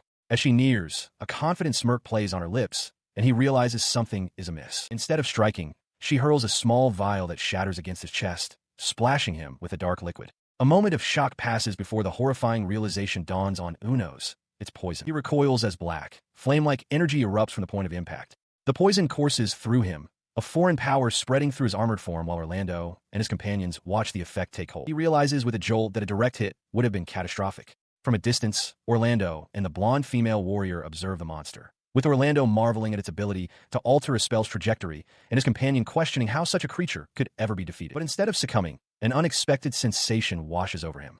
Recognizing the magic as belonging to the mage from earlier, a wide grin spreads across his face. He realizes this is the first time since gaining this body that he has felt such pure joy, a feeling he punctuates by smashing a Canaan soldier into the ground. Towering over the terrified ranks, he announces that playtime is over and challenges them to fight as if their lives depend on it. The soldiers, however, break formation completely, screaming in terror. Unos watches their pathetic display, his amusement souring as he realizes they are not ready to die and the fun is ending prematurely. He roars at them not to be a buzzkill, but their commander shouts to stay calm and reform are useless against the tide of panic. Unos looks on with contempt, concluding that the Canaan army is completely useless. Just as his disappointment peaks, a new figure thunders onto the battlefield. A soldier cries out the names of his lords in relief as the fully armored Canaanite commander, mounted on a warhorse, announces his arrival to assist. The commander's grand entrance fails to impress him, as the knight is immediately swarmed by his own panicked men. Dismissing the kingdom's army as finished, Unos turns his attention to another group on the field, roaring at them to stop playing around. He pauses for a moment, his armored body venting steam from the exertion. From a distance, the blonde elf woman watches the scene unfold, a bead of sweat on her brow as she takes a steadying breath. With his decision made, he lunges forward, closing the distance to the mercenaries in an instant. Seeing the monster commit, Orlando shouts that he is going in, and his companions acknowledge the order. He clashes with Orlando, who meets the charge with his greatsword. Unos understands the plan instantly. Orlando is keeping him busy while the others counter. Just as he expects, another mercenary swings a heavy blade at his side, forcing him to block as the coordinated assault begins. He endures the mercenary's coordinated assault. The blonde warrior spots an opening, shouting that she can see him as her axe strikes his armored form. Another mercenary attacks from the side, while Orlando watches with a tense expression. The flurry of attacks proves futile. In an instant, he is the only one left standing, surrounded by the fallen bodies of his attackers. A frustrated curse escapes his lips. He catches his breath, reflecting that he had been holding back. He reasons that there probably aren't many dead, and anyone who perished was simply unlucky. A cough racks his body as he wonders if the battle is finally over. That thought is immediately proven wrong. The air crackles with immense magical energy as a colossal crystalline projectile hurtles toward him, accompanied by a woman's powerful cry. The massive crystal slams into the earth just before him, shattering the ground on impact. He stares, momentarily stunned by the sheer force of the spell. The shock gives way to a cold dread. He realizes with terror how close he came to death. A direct hit from that would have certainly decapitated him. His gaze snaps toward the source of the attack, where a group of mages are collapsing from exhaustion.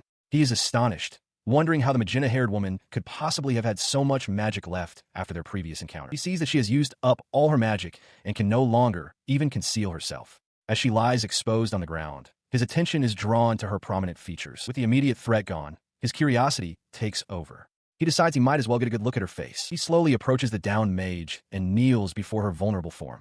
From a distance, Orlando watches the scene unfold, a look of anguish twisting his face. He reached down, his large hand closing around the exhausted mage's chest, lifting her effortlessly.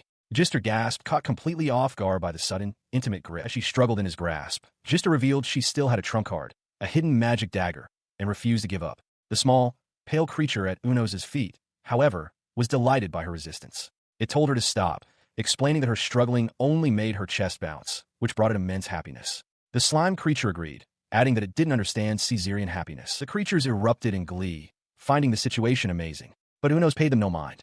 A strange sense of familiarity washed over him as he held the mage. He felt certain he had seen, or rather, felt, this exact sensation somewhere before. His grip remained firm, and a faint blush spread across Gister's face as the small creature continued to stare up at her in awe. The memory was tantalizingly close, a reference to an encounter from the past. Gister's expression hardened into a glare, but it was too late. The memory clicked into place with shocking clarity. Unos's eyes widened as he finally recognized her. This was the woman from the ogre fight, the one he knew only as a paysan. In the land of Caesarea, a lone figure kneels in prayer before the altar of a grand church. She is a woman of the cloth, her hands clasped tightly as she focuses her thoughts in solemn devotion. Her prayer, however, is troubled. She thinks of her brother and Gista, overcome by a persistent, bad feeling that a bead of sweat traces down her temple. Elsewhere, a violent struggle is underway. Gister, the magenta-haired mage, is held fast in the grip of the monstrous Unos, shouting desperately for someone to protect Diera. His attention, however, is fixed on another. He sees the blonde elf, a paysan, and though he doesn't recall her face, he recognizes her prominent physique and the Caesarea language she speaks. There is no doubt in his mind that it is her. The memory of the sword she gave him surfaces. He reasons that if she followed him all the way to Canaan, her objective must be tied to the expensive-looking blade. He then glances at the assembled Canaan knights, noting their lack of motivation. He survived his last encounter thanks to the magic potion he stole from a paysan, a debt he feels should more than cover the cost of saving her life. With that justification, Unos turns and flees into the forest, still carrying Gister, who screams for him to let her go. The knights watch him depart, one muttering in relief that sacrificing a single female mercenary is a cheap price to pay. Their captain, however, is enraged by their cowardice. He storms towards them, roaring that they were absolutely useless and ordering them to at least clean up the mess while they retreat. As she is carried away, Gister looks back in terror. A horrifying thought crosses her mind. Perhaps the creature was looking at human women with predatory desire. She screams for it to stop, convinced it plans to eat her. She struggles against her captor, her voice filled with defiance. She shouts that she will never give in to a monster and dares him to kill her if that is his intention. Her resistance ceases as Unos gently places her on the ground.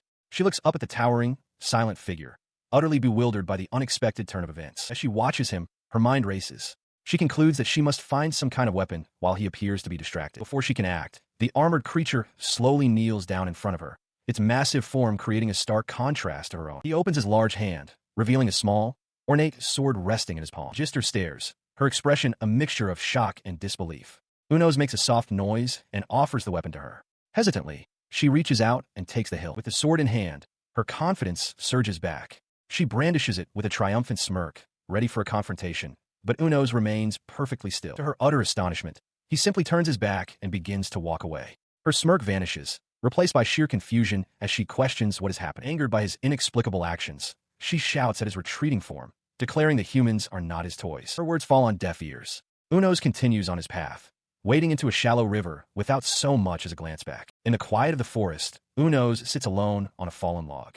Before him, a small fire crackles, its flames licking at the fish he is roasting on a makeshift spit. His mind drifts away from the fire, conjuring a fond memory of the blonde elf woman. He recalls her kindness, thinking to himself how wonderful she was. The memory then shifts to the magenta-haired mage, Gister.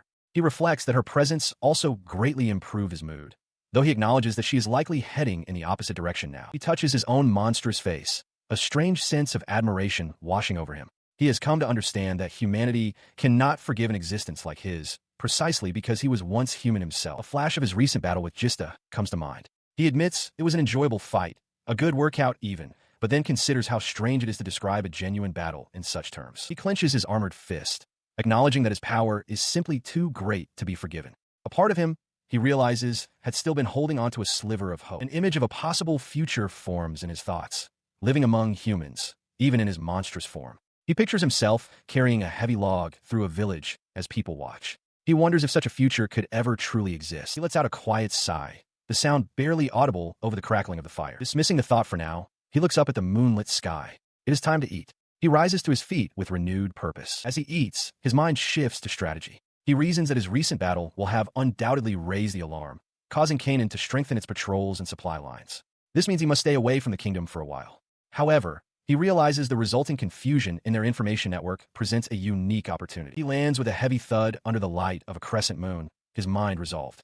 By morning, he would make his final move. Elsewhere, under the same sky, Gister calmly holds a small, crude effigy, her expression unreadable as she examines her handiwork. In the aftermath of a recent battle, Arngale's voice cuts through the chaos. He commands his soldiers to load the seriously wounded onto the carriages, while those with minor injuries are to prepare themselves. He then turns his attention to Orlando, who is being checked on by Annie.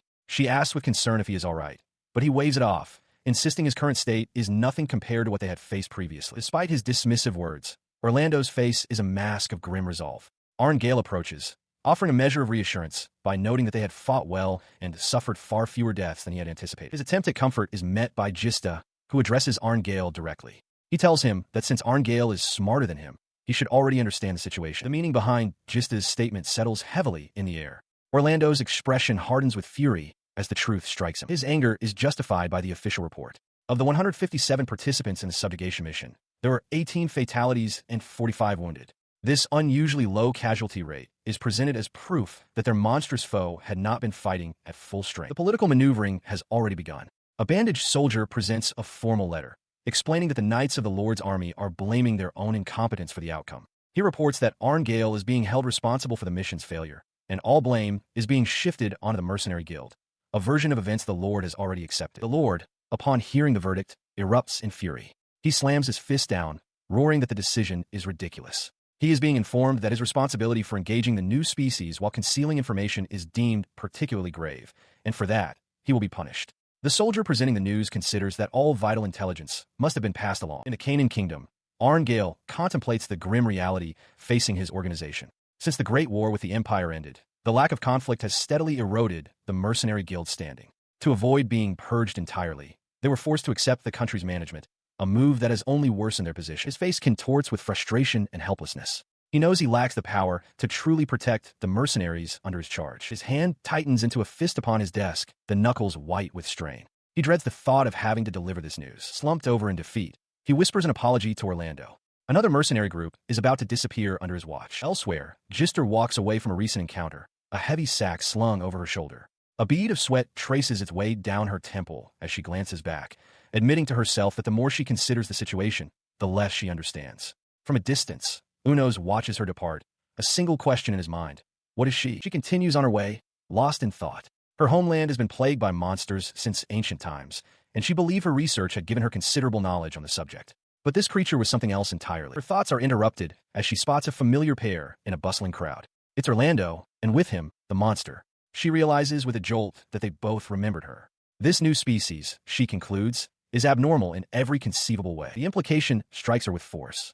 Could its intelligence truly be so high that it can recognize individuals by face and voice alone? Later, at a lively tavern, Gister sits apart from the cheerful chatter of her companions. She stares in her drink, unable to shake her thoughts. She's never heard of a monster like that. While the memory is hazy, she reasons that Orlando, who left a much stronger impression, would be the one to focus on. Her mind races through possibilities. Could it be a demon's sword? No. She dismisses the idea almost immediately. It was defeated far too easily for that. The mystery of the creature only deepens, leaving her in a state of profound confusion. Her investigation leads her to a shocking sight. Daira, held captive and in distress. Gister cries out her name as Daira stares in disbelief, unable to comprehend the situation. Turning away from Orlando and Arngale, she offers a simple apology. She explains that her objective is complete and that she must return to her country, adding that it would be useless to try and stop her. Orlando looks on with concern, questioning Arngale's inaction. As she departs, a determined look hardens her features. She resolves internally that she cannot allow the situation with Daira to remain as it is. Her path takes her into the darkness of a dense, rustling forest. Elsewhere, under the same night sky, Lena gazes out a window with a worried expression, whispering the word sister. Into the quiet room. A sharp blow connects with Arngale's face, the impact sending his head snapping to the side. He recovers in an office, wiping a bit of blood from his lip as Gister confronts him, her face a mask of fury. She points accusingly, demanding to know what he meant when he announced their new assignment, the giant Viper subjugation mission. She continues, her voice laced with venom, explaining that this mission is a punishment. She informs him that, regrettably, he is included. Should he attempt to flee, he will be branded a fugitive. The image of a massive, dark-scaled Viper flashes, hinting at the deadly nature of their task. He, however, seems unfazed, a slight, confident smirk playing on his lips. He remarks coolly that returning to his mother country now would indeed be difficult. Her composure shatters completely. Gister roars in disbelief, questioning if this is truly a punishment. She argues that a disaster-class subjugation mission is far too severe even for someone in perfect condition, declaring it to be nothing less than a death sentence. At this, Orlando intervenes, his expression grim. He states that the responsibility should have fallen to the knight who failed to follow orders. He then turns his gaze away, speaking the name Daira, with regret before lamenting that this is the current state of affairs in Canaan. He continues his grim assessment to Gister, a wry smile on his face. He lays out their options: be hunted by the country for deserting the mission, or face the other mercenaries. Either path leads to hell. At least with a monster as an opponent, he reasons, the fight is straightforward. His expression hardens into one of intense resolve. He makes a desperate plea, not to anyone in the room, but to the absent Daira, asking her to lend him her strength. Below, Gister averts her gaze, her face tight with frustration and conflict. The tense moment is interrupted by a shift in focus. A hand, belonging to Lena, gently holds two small vials filled with a clear liquid. Elsewhere, a very different scene unfolds. Uno's tears into a piece of meat with a roar of delight, exclaiming how delicious it is with the black pepper he acquired in Canaan. He notes that the pepper mill he got from Mole was a bit small, but the effort was worth it. He continues his meal over several days. On the first day, he savors a piece of pork. By the second, his enthusiasm wanes. On the third day, while the food is still good, a sense of dissatisfaction begins to set in. The feeling crystallizes into a sudden, overwhelming thought. He is sick of meat and desperately wants to eat vegetables. He reflects on this newfound craving. When he was human, he believed he could subsist on meat alone, but now that it's his only option, he finds a desire for vegetables unbearable. He wonders if his body itself is demanding them. His thoughts drift to fruits and sugar, things he could acquire in Canaan. This line of thinking inevitably leads him to the elves. However, the small slime creature corrects his assumption, pointing out that elves are not vegetarians but enjoy a balanced diet of meat and produce. He dismisses the idea of dealing with elves as impossible. He considers the Caesarea kingdom, but its farms are concentrated near the capital, making any attempt far too risky. The south is completely out of the question. He harbors a deep hatred for that region. With his other options eliminated, he resigns himself to the only viable path. It has to be Canaan. He can no longer afford to be selective. As he sprints across the plains, he recalls that the farmlands of the old empire were converted into penal colonies, a fact that might make his task easier. He had already identified several candidate sites from a detailed map, committing one to memory. He plans to scout the facility while the treasure he is guarding is asleep. His target is the first candidate site, Emerald, located north of the Freless Empire. He has now arrived at the edge of the Emerald blank zone. He reaches a rocky outcrop that serves as an observation post for monitoring elves. He considers staying there for the night to rest. However, he quickly changes his mind. He decides it's more important to secure a water source for the next supply point. He has been away from his surveillance duties for some time, and he knows it is time to move on. He recalls the carefree laughter of the blonde elf, a memory dominated by a single, frank thought about her impressive physique. Shaking off the memory, he decides it's a bit early but time to move on. Lingering is pointless if he can't conduct his surveillance. With that, he leaps from a high cliff, descending towards the river below. He lands silently and takes cover in the dense foliage along the riverbank, peering out towards the elven observation post. He remains concealed, his gaze fixed on the base, near a waterfall. The area is completely deserted. No one comes or goes. He grits his teeth in confusion, wondering what could have possibly happened. Frustrated by the lack of activity, he forces himself to calm down, reminding himself that an imperial soldier must always be composed. He concludes that perhaps it was just a coincidence that he saw them before, and decides to wait for one night. A full day passes. On the second day, there is still no sign of movement from the elves. They do not appear. The next day brings the same result. Not a single elf emerges. His patience wears thin. He resolves to wait just one more day, refusing to leave without seeing those breasts again. He must see what's going on. He begins to ponder the possibilities, stroking his chin. Could the elves have somehow detected his presence and stopped coming to the river? Or perhaps their patterns have changed for some other reason. The fact that the elf he's so interested in is the one who seems to have vanished is the most perplexing part. He considers that there's nothing he can do for Einherjar, and his surveillance mission is on hold until the elves solve whatever problem they're facing. He briefly wonders if this is a good thing. He dismisses the thought, deciding it's a temporary situation and they will surely meet again. For now, he must focus on his current objective, vegetables. With renewed purpose, he turns towards Canaan, excited for the prospect of a different kind of harvest. He steeled himself for the journey, but his steps felt heavy, the travel taking longer than anticipated. His hunger gnawed at him. The first candidate location had been a disappointment, but he had predicted there would be a farming village nearby. He decided he would stay for one night before proceeding. The second potential location, however, proved to be an even greater failure, revealing nothing but an empty, barren field. He consulted his notes, frustrated. There was no problem with the candidate locations themselves, but he was struggling to recall his path. He remembered a mountain to the north, but couldn't be sure if the southeast was closer. He lamented his situation, possessing a body built for combat, yet being reduced to simple reconnaissance. Recognizing that his lack of finesse was a problem that needed a swift solution, he decided to stop deliberating. For now, he would head southeast. His new path led him to the third candidate location, a village. But it was a ruined one. He moved cautiously through the silent streets. The buildings weren't completely dilapidated, and he could sense a lingering trace of life, leading him to believe the village had been abandoned only recently. His attention was drawn to a large, splintered hole in a wooden wall. Unlike the first village, this destruction wasn't the result of human conflict. It was clearly the work of a monster. He grew concerned, noting the complete absence of any signs that the villagers had fought back. He adopted a detective's mindset to analyze the scene. The sheer scale of the attack implied the creature had approached its victims unnoticed. The lack of bloodstains or the scent of decay pointed to a grim conclusion. The villagers were likely swallowed whole. He identified the probable culprit, a shadow viper. Looking over a nearby fence, he spotted the creature, a massive snake, confirming his theory. It was a monster known to possess hypnotic abilities. He wondered if it had made its lair nearby, but dismissed it as a threat. Its physical nature made it no match for him. Then his focus shifted. Beyond the monster, he saw exactly what he was looking for, a field of vegetables. His initial excitement faded. The crops were not yet mature, and the storehouse had been picked clean by rats. This location, too, was a failure. With a sigh of resignation, he realized he had no other option but to cross the mountains ahead. He pressed onward, venturing deep into a dense, unfamiliar forest. The mountain's dense foliage made movement difficult. He had expected to cross it in an instant, but the thick trees slowed his pace considerably, much to his frustration. Suddenly, he halted, his senses picking up the sound of footsteps. It wasn't just one person. He estimated at least 10, maybe more. He wondered if they were the people from the village he had just left. He tried to peer through the obstructing trees for a better look, but in his haste, he lost his footing on the uneven ground and began to tumble down a steep incline. He crashed down the slope, unable to stop his momentum.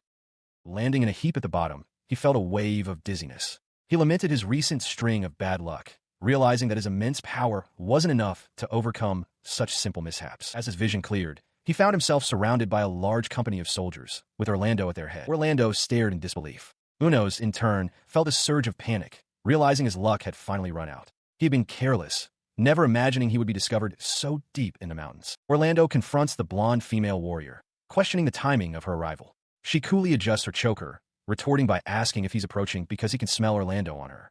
Nearby, Gister observes that it was a bad move, and the spiky-haired soldier emphatically agrees. As the tension builds, Unos watches from a distance. He perceives their posturing as hollow, believing they have no real intention of fighting. Concluding that threatening him is a waste of time, he steps forward, shouting for them to wait. His shout is cut short as the magenta-haired woman, Gister, suddenly materializes directly in front of him. Unos is taken aback, wondering who this magic user is. In the background, Daira calls out Gister's name, while another voice identifies the newcomer as the paysan of the demonic sword. Before he can react, she strikes him squarely in the face with her chest. The unexpected physical contact leaves Unos utterly stunned by this bizarre first encounter. Reeling from the strange greeting, Unos questions what just happened. The magenta-haired woman simply asks if he is finished. He remains perplexed, reasoning that such a human gesture should have no meaning for a monster. A sudden, panicked thought strikes him. He recoils, wondering if it's possible that this Apaysan somehow recognizes him for who he truly is. In response to his agitation, she firmly brings the butt of her staff down on his helmeted head with a solid thud,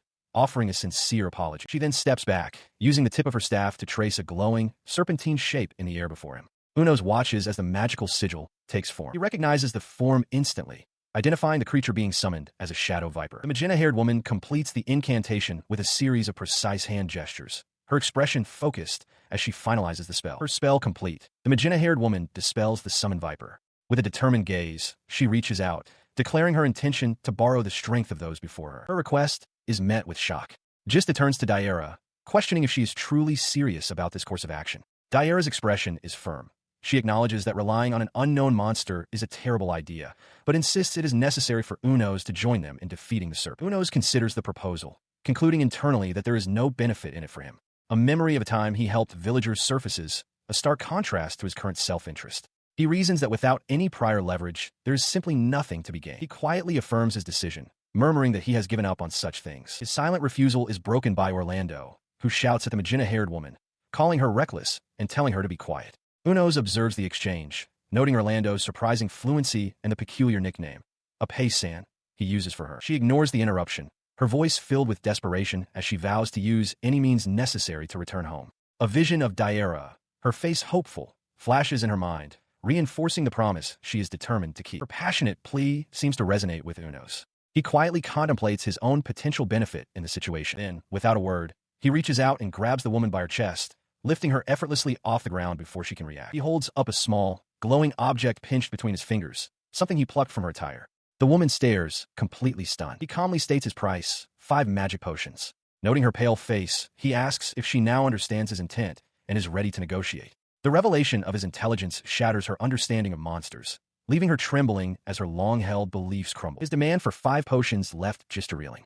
Turning to her companion, she urgently asked Edward how many vials they had. He confirmed they only possessed 2. Frustrated, Gister calculated that even with her own, they only had 3 in total. Her declaration made, she turned back to Unos, gesturing to the 3 vials on the ground between them as proof that she could not meet his price. He, however, simply revealed 2 green magic potions of his own. Pointing to them, he offered to add his 2 to her 3, proposing that this would suffice. The sight of the 5 potions now arranged in a circle on the ground left Gister speechless, her eyes wide with disbelief. With the payment complete, Unos declared their negotiation a success. He swiftly lifted Gister onto his broad shoulder as Orlando and Daira watched in astonishment. Orlando cried out Daira's name in alarm. As he held her, he mused internally on her determination, thinking that for her to accept this without resistance, this Apaysan must have true grit. He then presented her with a small, round object. She took it from his hand, her expression shifting from surprise to understanding. She accepted it, acknowledging to herself that while she had hesitated at first, she now held it with conviction. Her resolve hardened.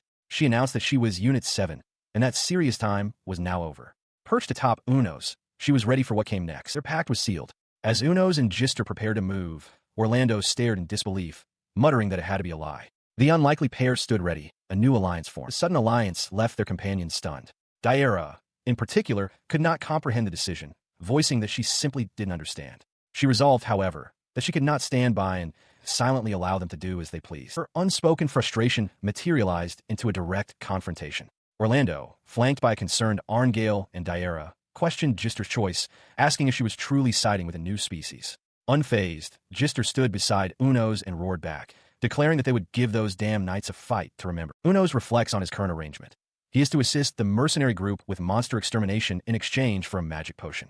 From the fragmented conversations he has overheard, he is slowly beginning to piece together the full scope of their situation. He observes the mercenaries marching ahead. It seems they were pushed into this seemingly pointless mission as a consequence of a failed subjugation operation. A palpable sense of gloom hangs over them, and Unos perceives this task as a form of punishment. Suddenly, the magenta-haired woman, Gister, shouts at the men, calling them damned knights and telling them to stop sulking. She declares her intent to thwart the nobles' plans by leveraging Unos' strength, vowing to crush their ambitions. He had only agreed to help in exchange for the potion, yet he finds he doesn't entirely dislike the current circumstances. A thought crosses his mind. If his unique perceptive abilities or his true nature were to be discovered, it could lead to complications. He assesses their group, noting that without their captain or the other woman who fought the Shadow Viper, their odds of success seem slim. His gaze settles on Gister. He mentally notes her striking physique, acknowledging her as a paysan. The mercenaries come to a halt in a clearing within the forest. One of them suggests it's a good place to make camp for the day. Another turns his attention toward Unos, who stand apart from the group, and asks a companion if the creature is all right. Seeing him standing motionless, Gister walks over and asks what's wrong. He turns his head slightly in response, but before he can answer, she dismissively turns and walks away. A powerful sense of malice emanates from the woman, and Unos feels a chill. He recognizes the formidable, assertive presence she projects. She glances back with a confident smirk, her internal thoughts revealing a desire to see his stoic composure break. She watched Unos walk away from the group, her expression hardening with irritation. She called out, questioning if he was trying to show off, and curtly reminded him that they were busy. 30 minutes later, he returned, carrying the carcasses of several small, boar-like creatures over his shoulder.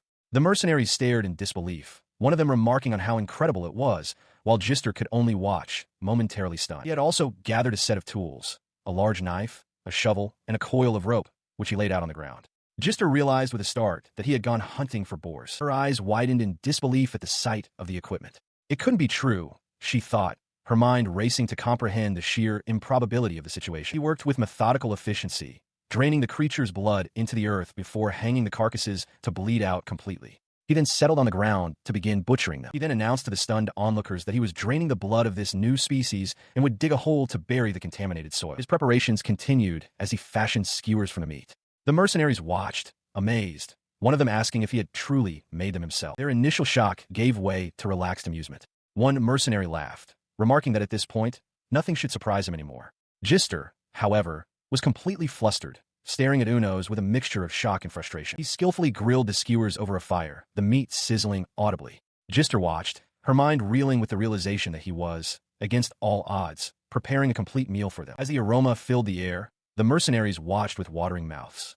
Gister clutched her chest, internally fuming. He was grilling the meat, and, after 10 minutes of this tantalizing display, she desperately wanted him to just give her some already. She watches, dumbfounded, as Unos meticulously seasons the cooking meat, grinding salt between his armored fingers.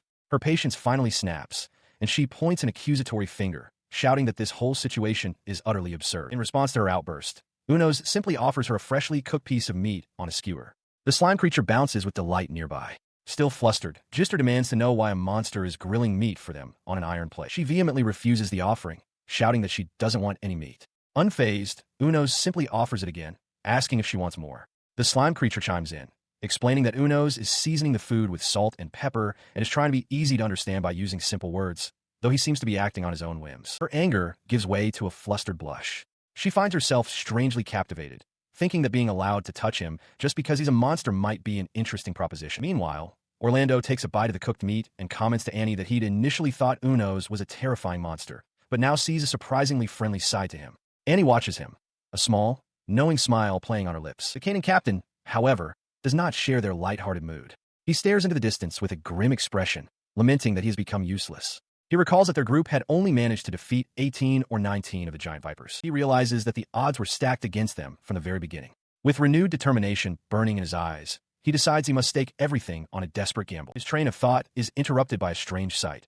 Unos is meticulously wiping down his armored body with a cloth. Orlando expresses his surprise at the creature disinfecting itself, and Annie wryly comments that the monster is cleaner than he is. The captain simply mutters that this was a bad idea. Unos then turns and offers the damp cloth to Gister, who recoils in shock. The idea of a monster being so concerned with cleanliness is utterly bizarre to her. She snatches the cloth from his hand, her expression a mixture of anger and confusion as she realizes it's an unused towel, offered for her benefit.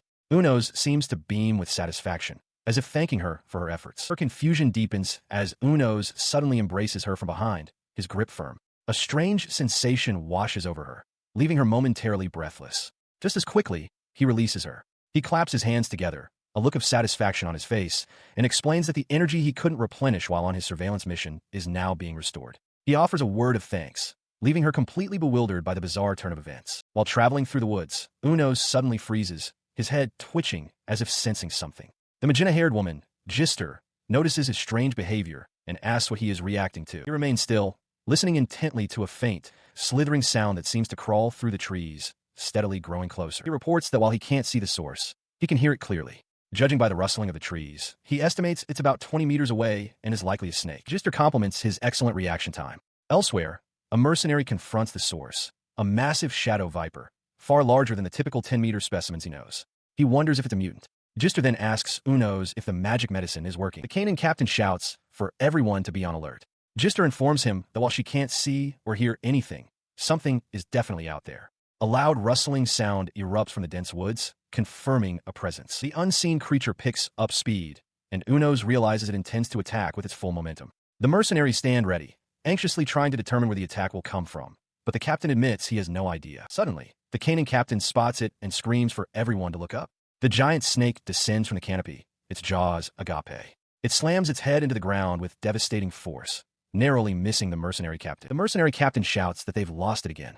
The Kanan captain orders a pursuit, telling the magic soldiers to provide illumination. Unos, however, can no longer sense its presence.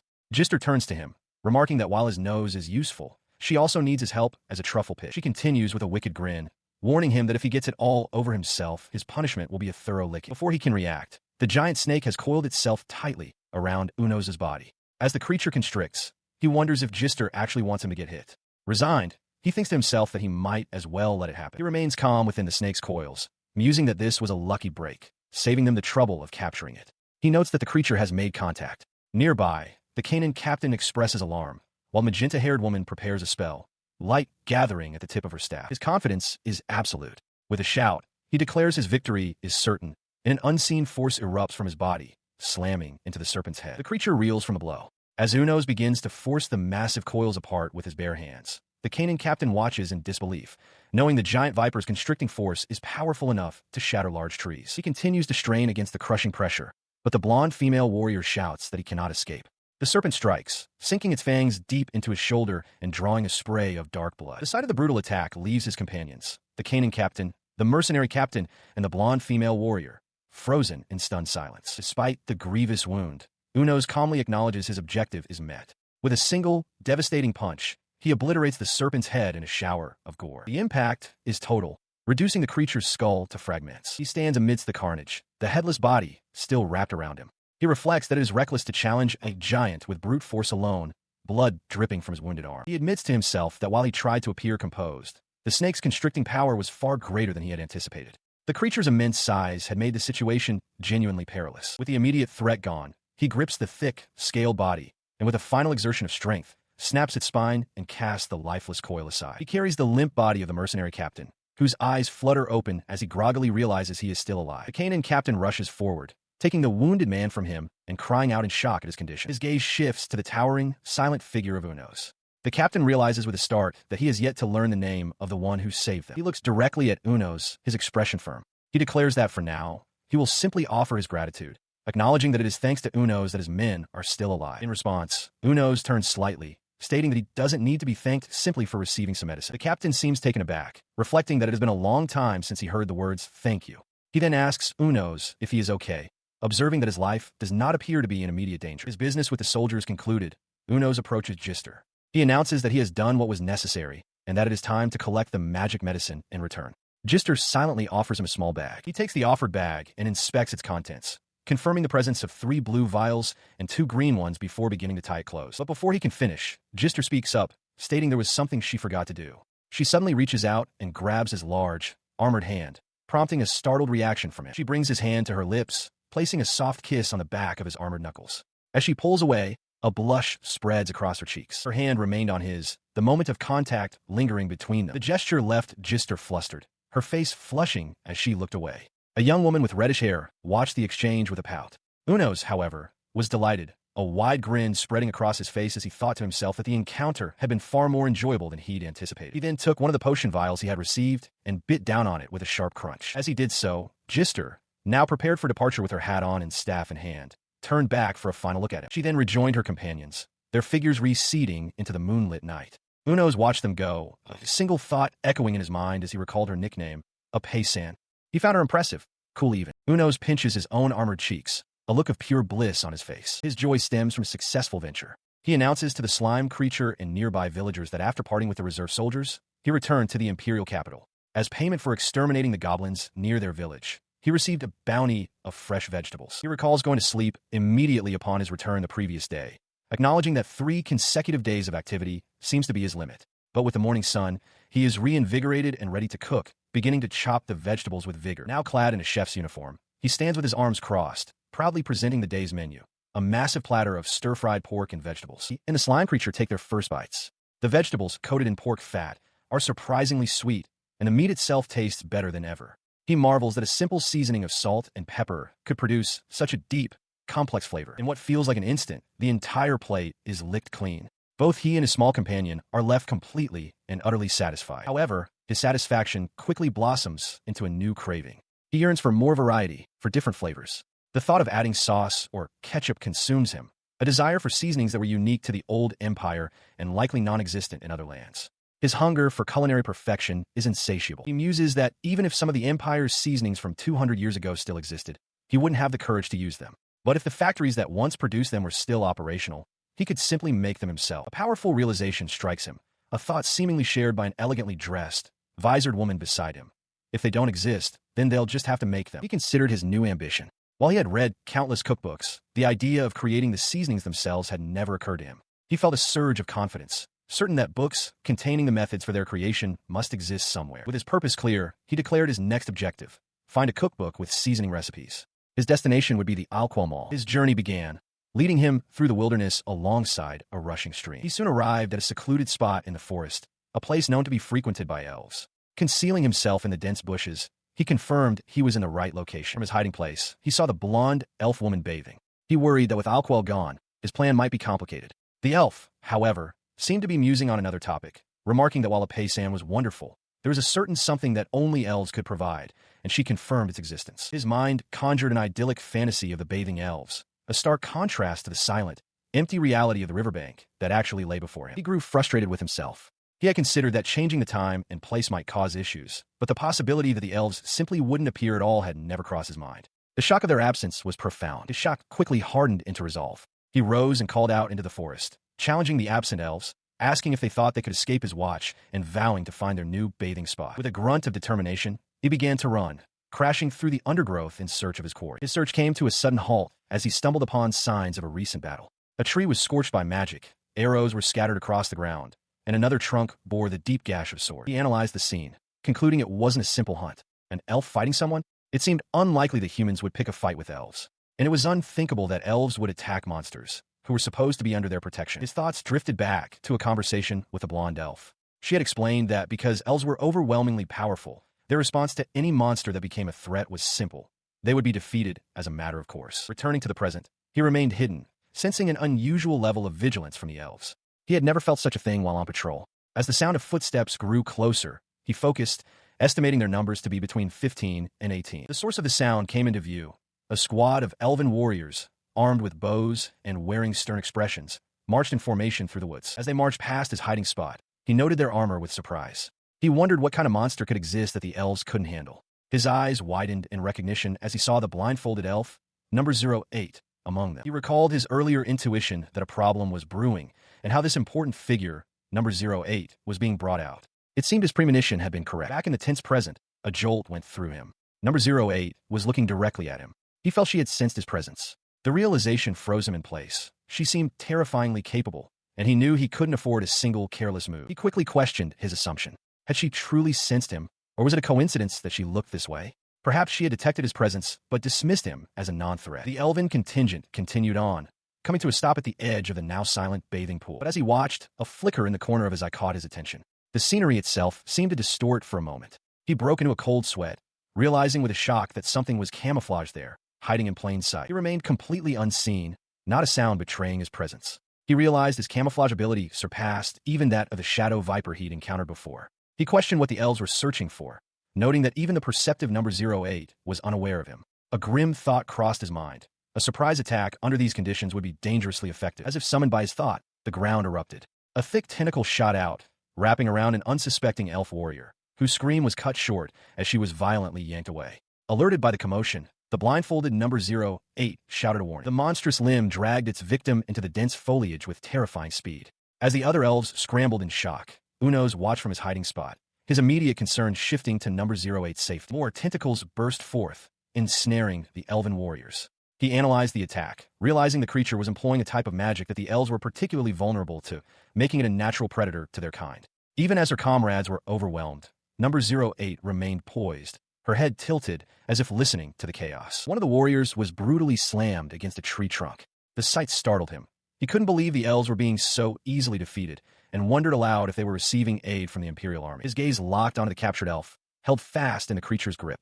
In that moment, he saw it. He confirmed his observation on another of the writhing tentacles. He rose slightly from his cover, his mind processing the information. It was a massive, octopus-like monster. He was baffled how a creature of its size could have remained hidden without any sound, especially since it didn't seem to possess any camouflage abilities. Then, the creature revealed its full, terrifying form, a colossal cephalopod that dwarfed the surrounding trees, its intelligent eyes glaring down as it held an elf captive high in the air. The monster suddenly flung number 08 through the air. Seeing this, he made his decision. The tentacles posed no threat to him. Rescuing number 08 was the absolute priority. He launched himself forward. He lunged forward, his armored hand closing around one of the monster's slimy tentacles. With a grunt of frustration, he declared the situation tedious and crushed the appendage in his grip, halting the elf's trajectory. Having secured her, he held the blindfolded elf close.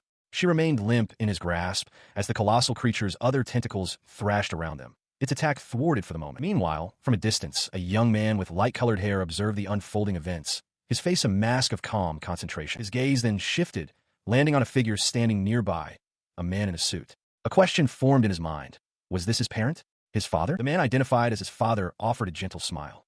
The young man, now emanating a strange heat, began to apologize, explaining that the elf was an enemy of the Empire.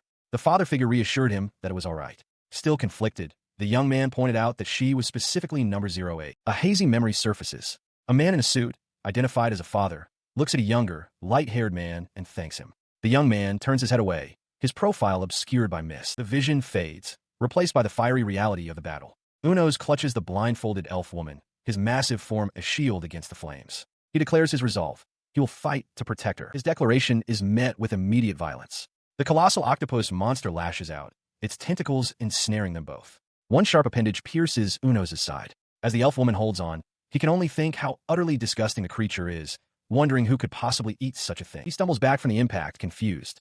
A dark fluid sprays from the wound, splattering across his armored form. He looks down, questioning what has happened. A drop of the fluid lands on his jagged mouth. His eyes widen in shock. The taste, it is delicious. The octopus monster seems to sense his reaction, its own hunger surging. It confirms the thought. Yes, octopus is delicious. It wants more. He glances at the concerned elf woman before his gaze drops, a predatory focus taking over. A low growl escapes him as he demands to taste more. With a furious roar, Unos declares the monster is prey. He lunges forward, his fist crashing into the creature's head, sending tentacles flying back from the sheer force of the blow. The assault becomes a frenzy. He tears into the monster's flesh, ripping and biting, driven by an insatiable hunger. He cannot be stopped. He will not stop. Reason is gone, replaced by primal instinct. Unos is lost in the act of devouring his foe, covered in its gore. His only thoughts are a repeating mantra. Delicious. So delicious. Why is this so delicious? His eyes slowly opened, the feral glow of his rampage fading as consciousness returned. He sat in a daze on the shore, surrounded by the dismembered remains of the colossal octopus monster, the ground stained black with its fluids. He looked around, confused, trying to recall the events. He questioned what he had just done, remembering only that he was trying to help number 8. Then, a fragmented memory surfaced. The octopus meat was soft and delicious. The thought echoed in his mind, a horrifying revelation. The octopus was delicious. He stared forward, aghast at his own monstrous recollection. As he grappled with this, the blindfolded elf woman cried out that it couldn't be happening. She felt her own mind slipping, convinced she was trapped in a nightmare as she collapsed to the ground. She writhed on the forest floor, desperately calling for medicine or sleep to escape the reality of what she'd witnessed. Unos, too, felt a deep wrongness in his body. He had eaten well the day before, and his activity limit was far from reached, yet something was terribly amiss. He realized the cause must be the monster he consumed. In a panic, he jammed his fingers down his throat, trying to force himself to vomit. The effort was agonizing, but he knew he had to get out. While he struggled, the blindfolded elf woman finally succumbed to her own affliction, her body going still as she lost consciousness on the cracked dirt. Far away, in a sterile, quiet room, a young man's eyes were fixed forward, his expression unreadable. He sat perfectly still in an office chair, his hands resting on the armrests, waiting. He found himself unable to move, his voice caught in his throat. He wondered if this was all just a dream. As his senses slowly returned, the distinct sound of clapping echoed around him. He looked up to see a man in a white coat standing before him, applauding slowly. The man offered his congratulations. The scientist explained with a smile that the very existence of this dream was proof that his experiment had succeeded. He promised to bestow a reward upon the young man for the good fortune of having survived. His confusion hardened into anger. He would never forget this man's face. He was the last researcher he had spoken to back when he was still human. The scientist continued, explaining that this was merely an implanted visual memory. He mused that he was probably already dead by now, and therefore, there was nothing the young man could do in response. He adjusted his glasses, dismissing the question of his own mortality as unimportant. With little time to spare, he declared it was time to get to the main point. He revealed that the young man had acquired cells from either the Genetic Enhancement Soldier Project or the Chimera Project. He added his personal hope that it was from the Ultimate Organism Project, then questioned if the young man understood the implications of this. The young man's fist tightened in fury at the scientist's casual tone. The scientist, however, simply smiled and told him to see the truth with his own eyes. The vision shifted, revealing 2 grotesque, blood-soaked monsters. A horrifying realization struck him. If those creatures were once human, just like him, then he had been killing humans. As the young man reeled from the revelation, the scientist's projection noted that their time was up, turning back to him with a calm, almost cheerful demeanor. He stood before the seated young man and elaborated on his transformation, assuring him that regardless of the past, he had now become a powerful new life form, a fact the scientist personally guaranteed. His smile widened as he expressed a sincere hope that they would meet again. He explained that current technology limited the duration of their interaction, So this session had to conclude, but promised to reveal his true purpose in the next memory implant. He then casually added a horrifying thought for the young man to ponder, that he himself might have been consuming what was once human. He cruelly reassured him not to worry, as the memory of this conversation would be sealed away until the next viewing. The scientist's taunting projection vanished with a sharp glitch. The young man, his face a mask of disbelief and fury, was left to grapple with the monstrous implications of what he had just been told. A declaration is made. By the recommendation of Marius Zesset, Arsile Gardel is to be made a Miko. In a fit of rage, the blindfolded elf, known as Number 08, rips the document in two, screaming at the injustice. Her fury is directed at Marius, the woman who recommended Arsile Gardel for the position. She considers Marius a lunatic who has fallen for the man she herself was meant to be with. This animosity stemmed from a past encounter. A handsome elf man's gaze lingered on her chest, and though she made it clear she wasn't interested, he persistently pursued her, asking her to be his. She refused, but his continued advances led to this very outcome. Back in the present, Marius Zesset confronts her, demanding to know why she's so upset and accusing her of seducing that man with her large chest. The blindfolded elf, while reading, muses on how she's being blamed for her physique, noting that it's all the more vexing because Marius is a high-ranking lady. She continues her accusations, claiming that Zesset's family has a history of stealing glory from defeated tribes and that her personality is rotten. The blindfolded elf wonders aloud if this entire scheme was orchestrated just to get her out of the way. The position she has been forced into is no mere honorific. To be a Miko is to be a living sacrifice to the monster known as the Nightmare of the Forest. This creature has a bloody history. It first appeared 10 years ago as a natural enemy to the elves, killing or devouring over 1,000 of them. A year ago, the Sword Saint Schubart managed to defeat it, and it was believed he had died in the process. But the monster has now returned. Meanwhile, Schubart is revealed to be alive, but elderly and still suffering from the wounds of that last battle. With a nightmare approaching, the potential for devastation is unimaginable. It is for this very reason that the Miko exists. Marius explains that the Miko's official role is to seal her own vision, sharpening her other senses to perceive the nightmare's stealth. However, she cryptically adds that the Miko's true purpose is something else entirely. She imagined a possible future, a place far from any hope of rescue, where she would be captured and consumed by the nightmare. But that moment had not yet arrived. With a heavy heart, she began her life as a Miko in training. Though Zesset's decision had been made without her consent, she offered no resistance, unable to defy the prevailing mood. Her training proved frustrating. She was told that sealing her sight would yield great results, but she found the exercise meaningless. An instructor tested her, asking from which direction she could sense the presence of other elves. She guessed north, then southeast, then two to the west, struggling to pinpoint them. He commented that her ability to sense presences was now sufficient for a Miko. Nearby, Marius Zesset watched with a smug expression, pleased with her rival's mediocre performance.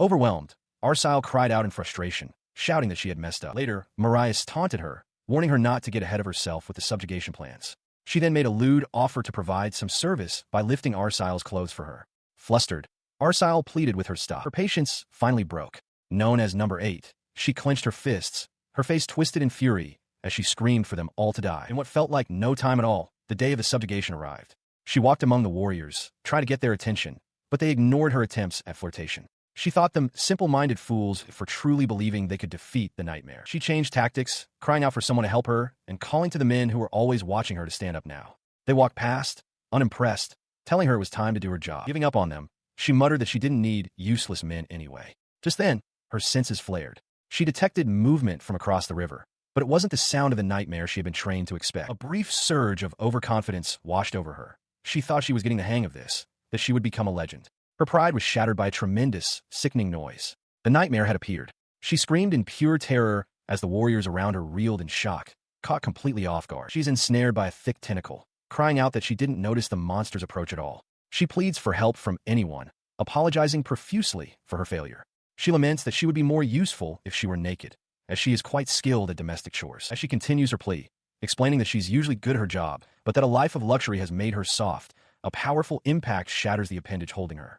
A massive, white-armored figure catches her mid-fall as she wonders what just happened. He holds her securely in his arms. She asks aloud who is there, who saved her, and offers to help them in return for their aid. The rescuer, Unos, looks down at the elf who has suddenly fallen into his grasp. With a decisive grip, he pulls her close.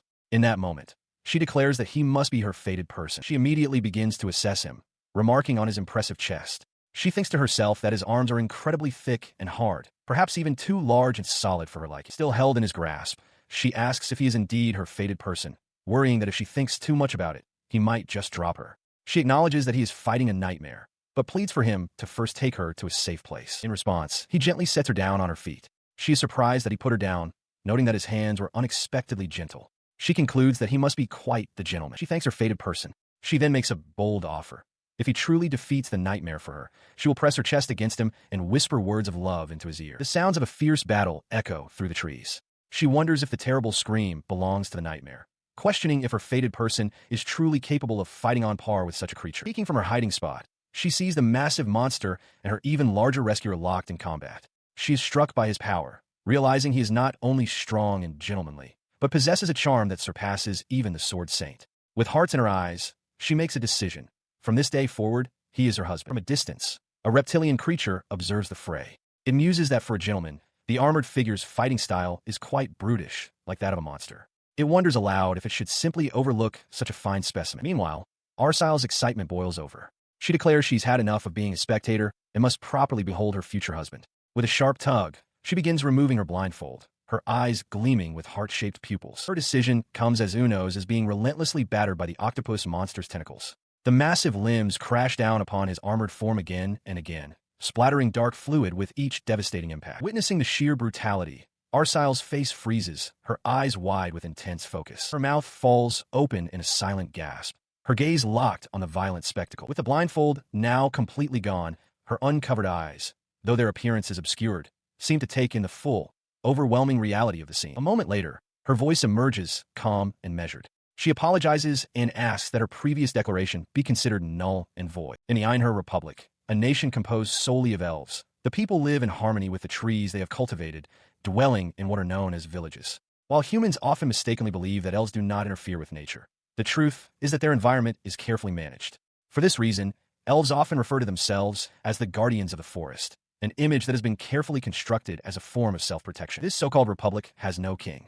Instead, the nation's policies are decided by the Council of Sages, a body comprised of representatives from each tribe and various departments. And so, on this day, the Council of Sages was convened in one such village. The agenda was singular and grim, the nightmare of the forest. An elderly elf with a long white mustache stroked his chin, deep in thought. He spoke aloud, noting that the number of sacrifices had reached 12. Another, thinner elder corrected him, saying that was a mistake. A third, stout elf chuckled, reminding them that the previous speaker, Aspa, had already recounted the tale of the 31st victim. The stout elf laughed heartily, adding that with Elder Ordle, the count was 13, so it wasn't a full count at all. A younger-looking councilman interjected sharply, dismissing the concern.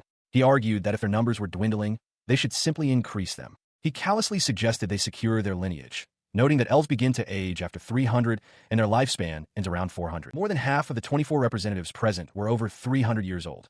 The younger councilman continued his tirade, complaining that his son's wife was barren while his other son's wife had 10 children, and griping about the uselessness of the youth. Thus, a crucial meeting to determine the future of the elves had devolved into mundane chatter. With a sharp sound, the elder with the white mustache called for order, demanding they return to the topic at hand. His command drew the attention of a stern-faced woman named Manus.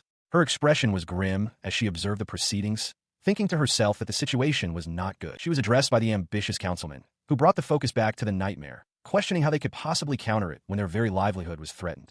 He proposed dispatching Schubert's forces. Another councilman hesitated, arguing they couldn't rely on Schubert for everything.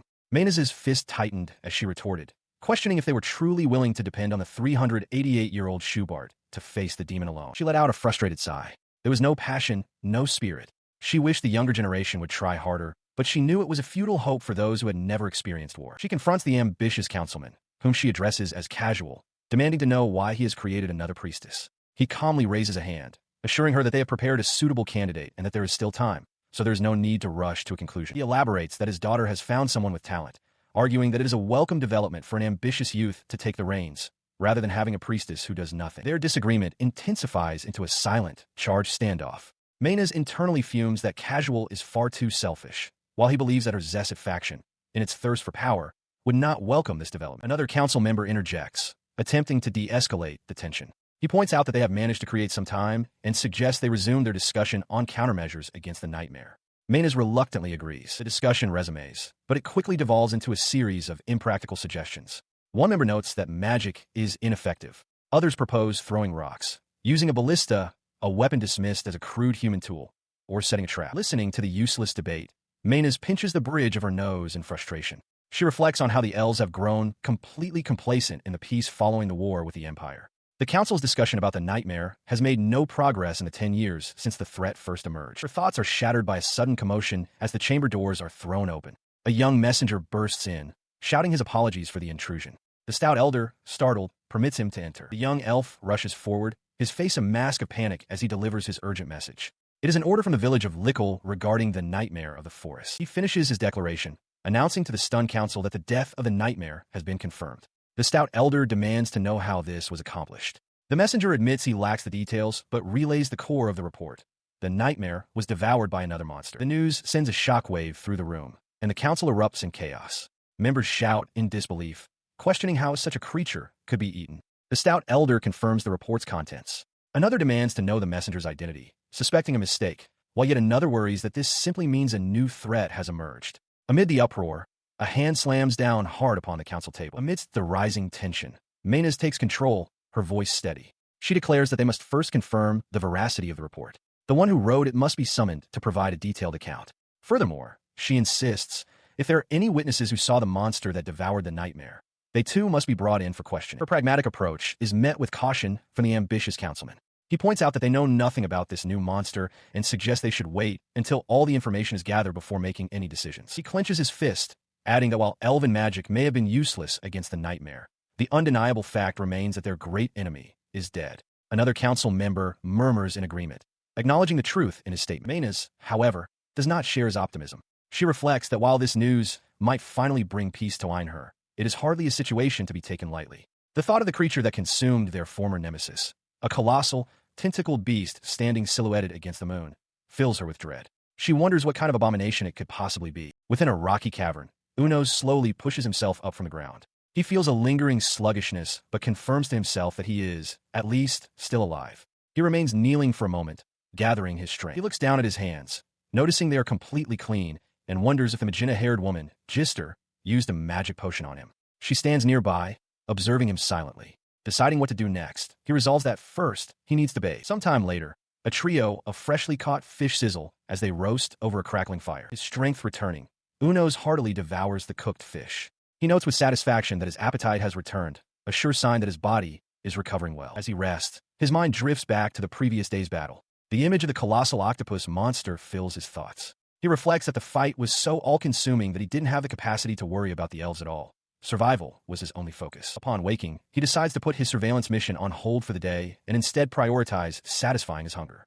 He glances over to see the blindfolded elf, Arsile, sleeping soundly, with the small slime creature resting on her chest. He makes a plan. Once he returns to the imperial capital, he will eat and then get a proper night's sleep. The following day, Unos arrives in a city ravaged by conflict.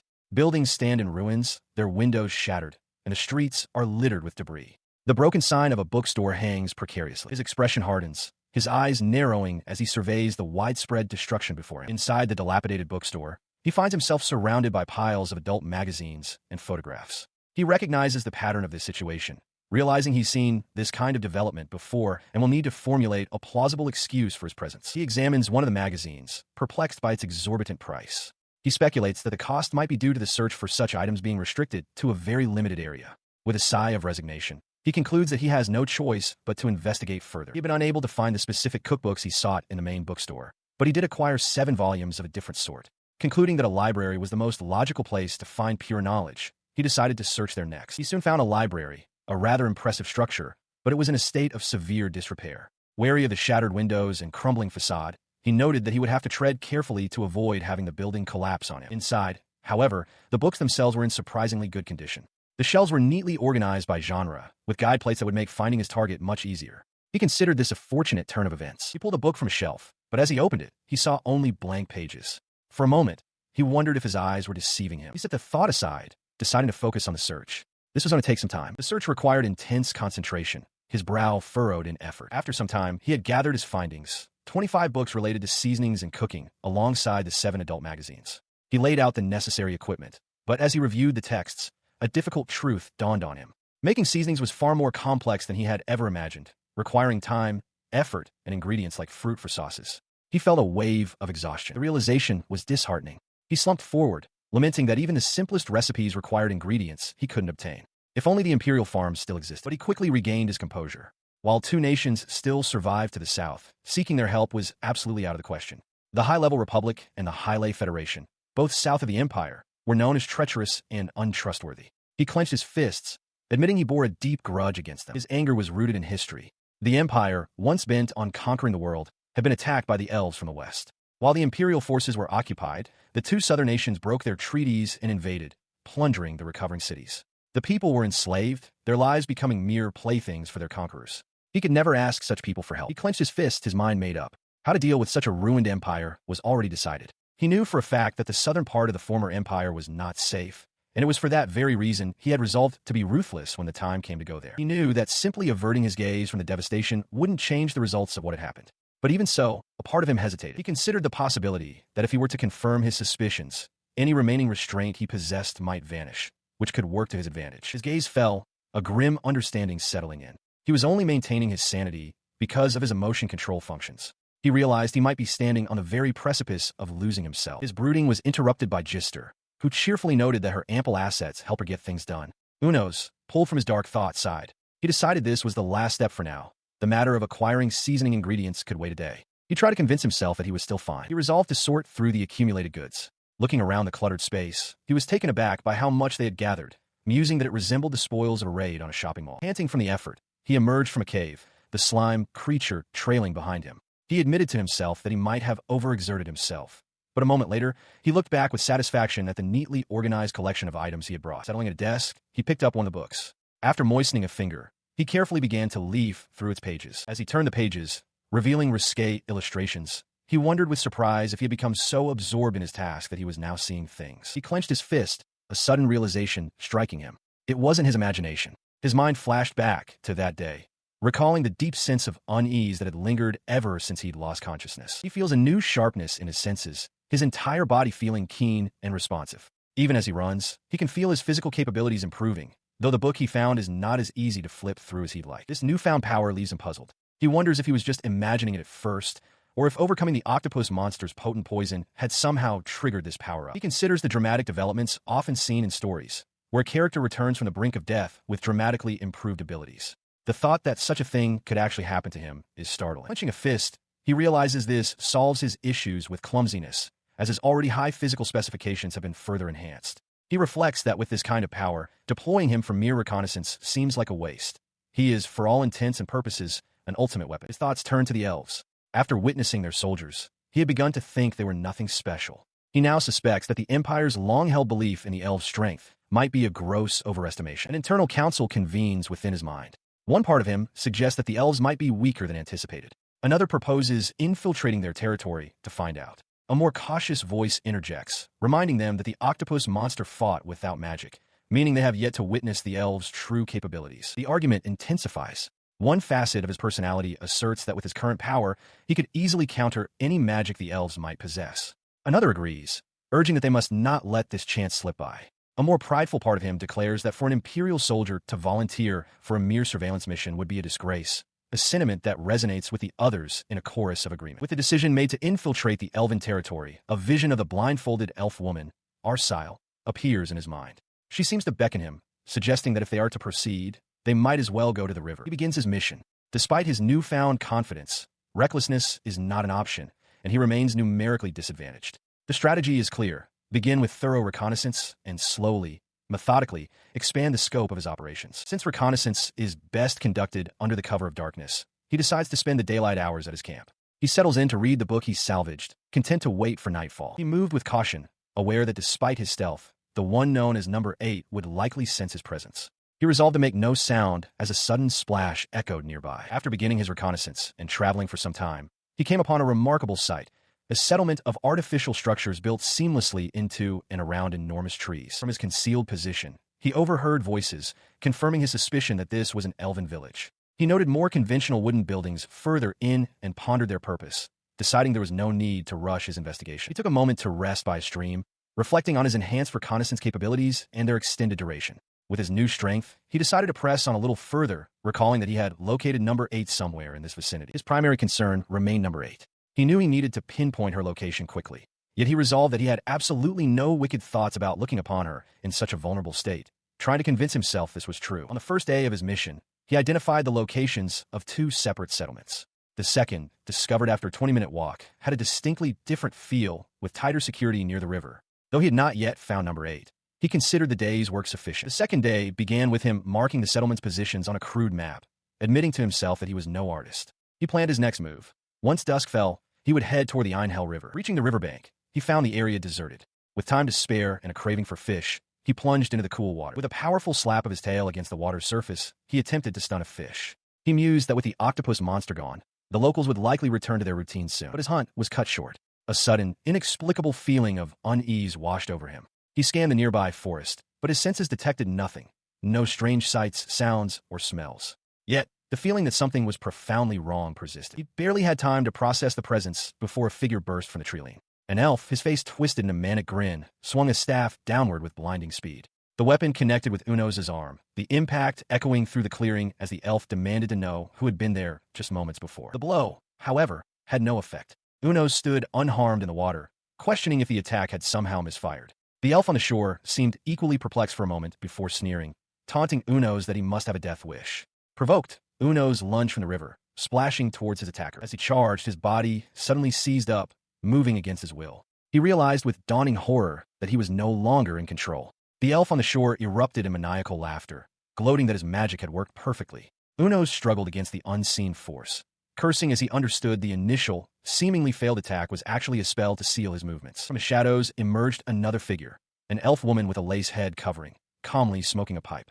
She was the true puppeteer. She mockingly commented on the use of such manipulation magic, directing a bizarre insult at Uno's form. As he fought to maintain control, Uno's realized his fatal error. He had been careless. Despite his resistance, his consciousness began to fade.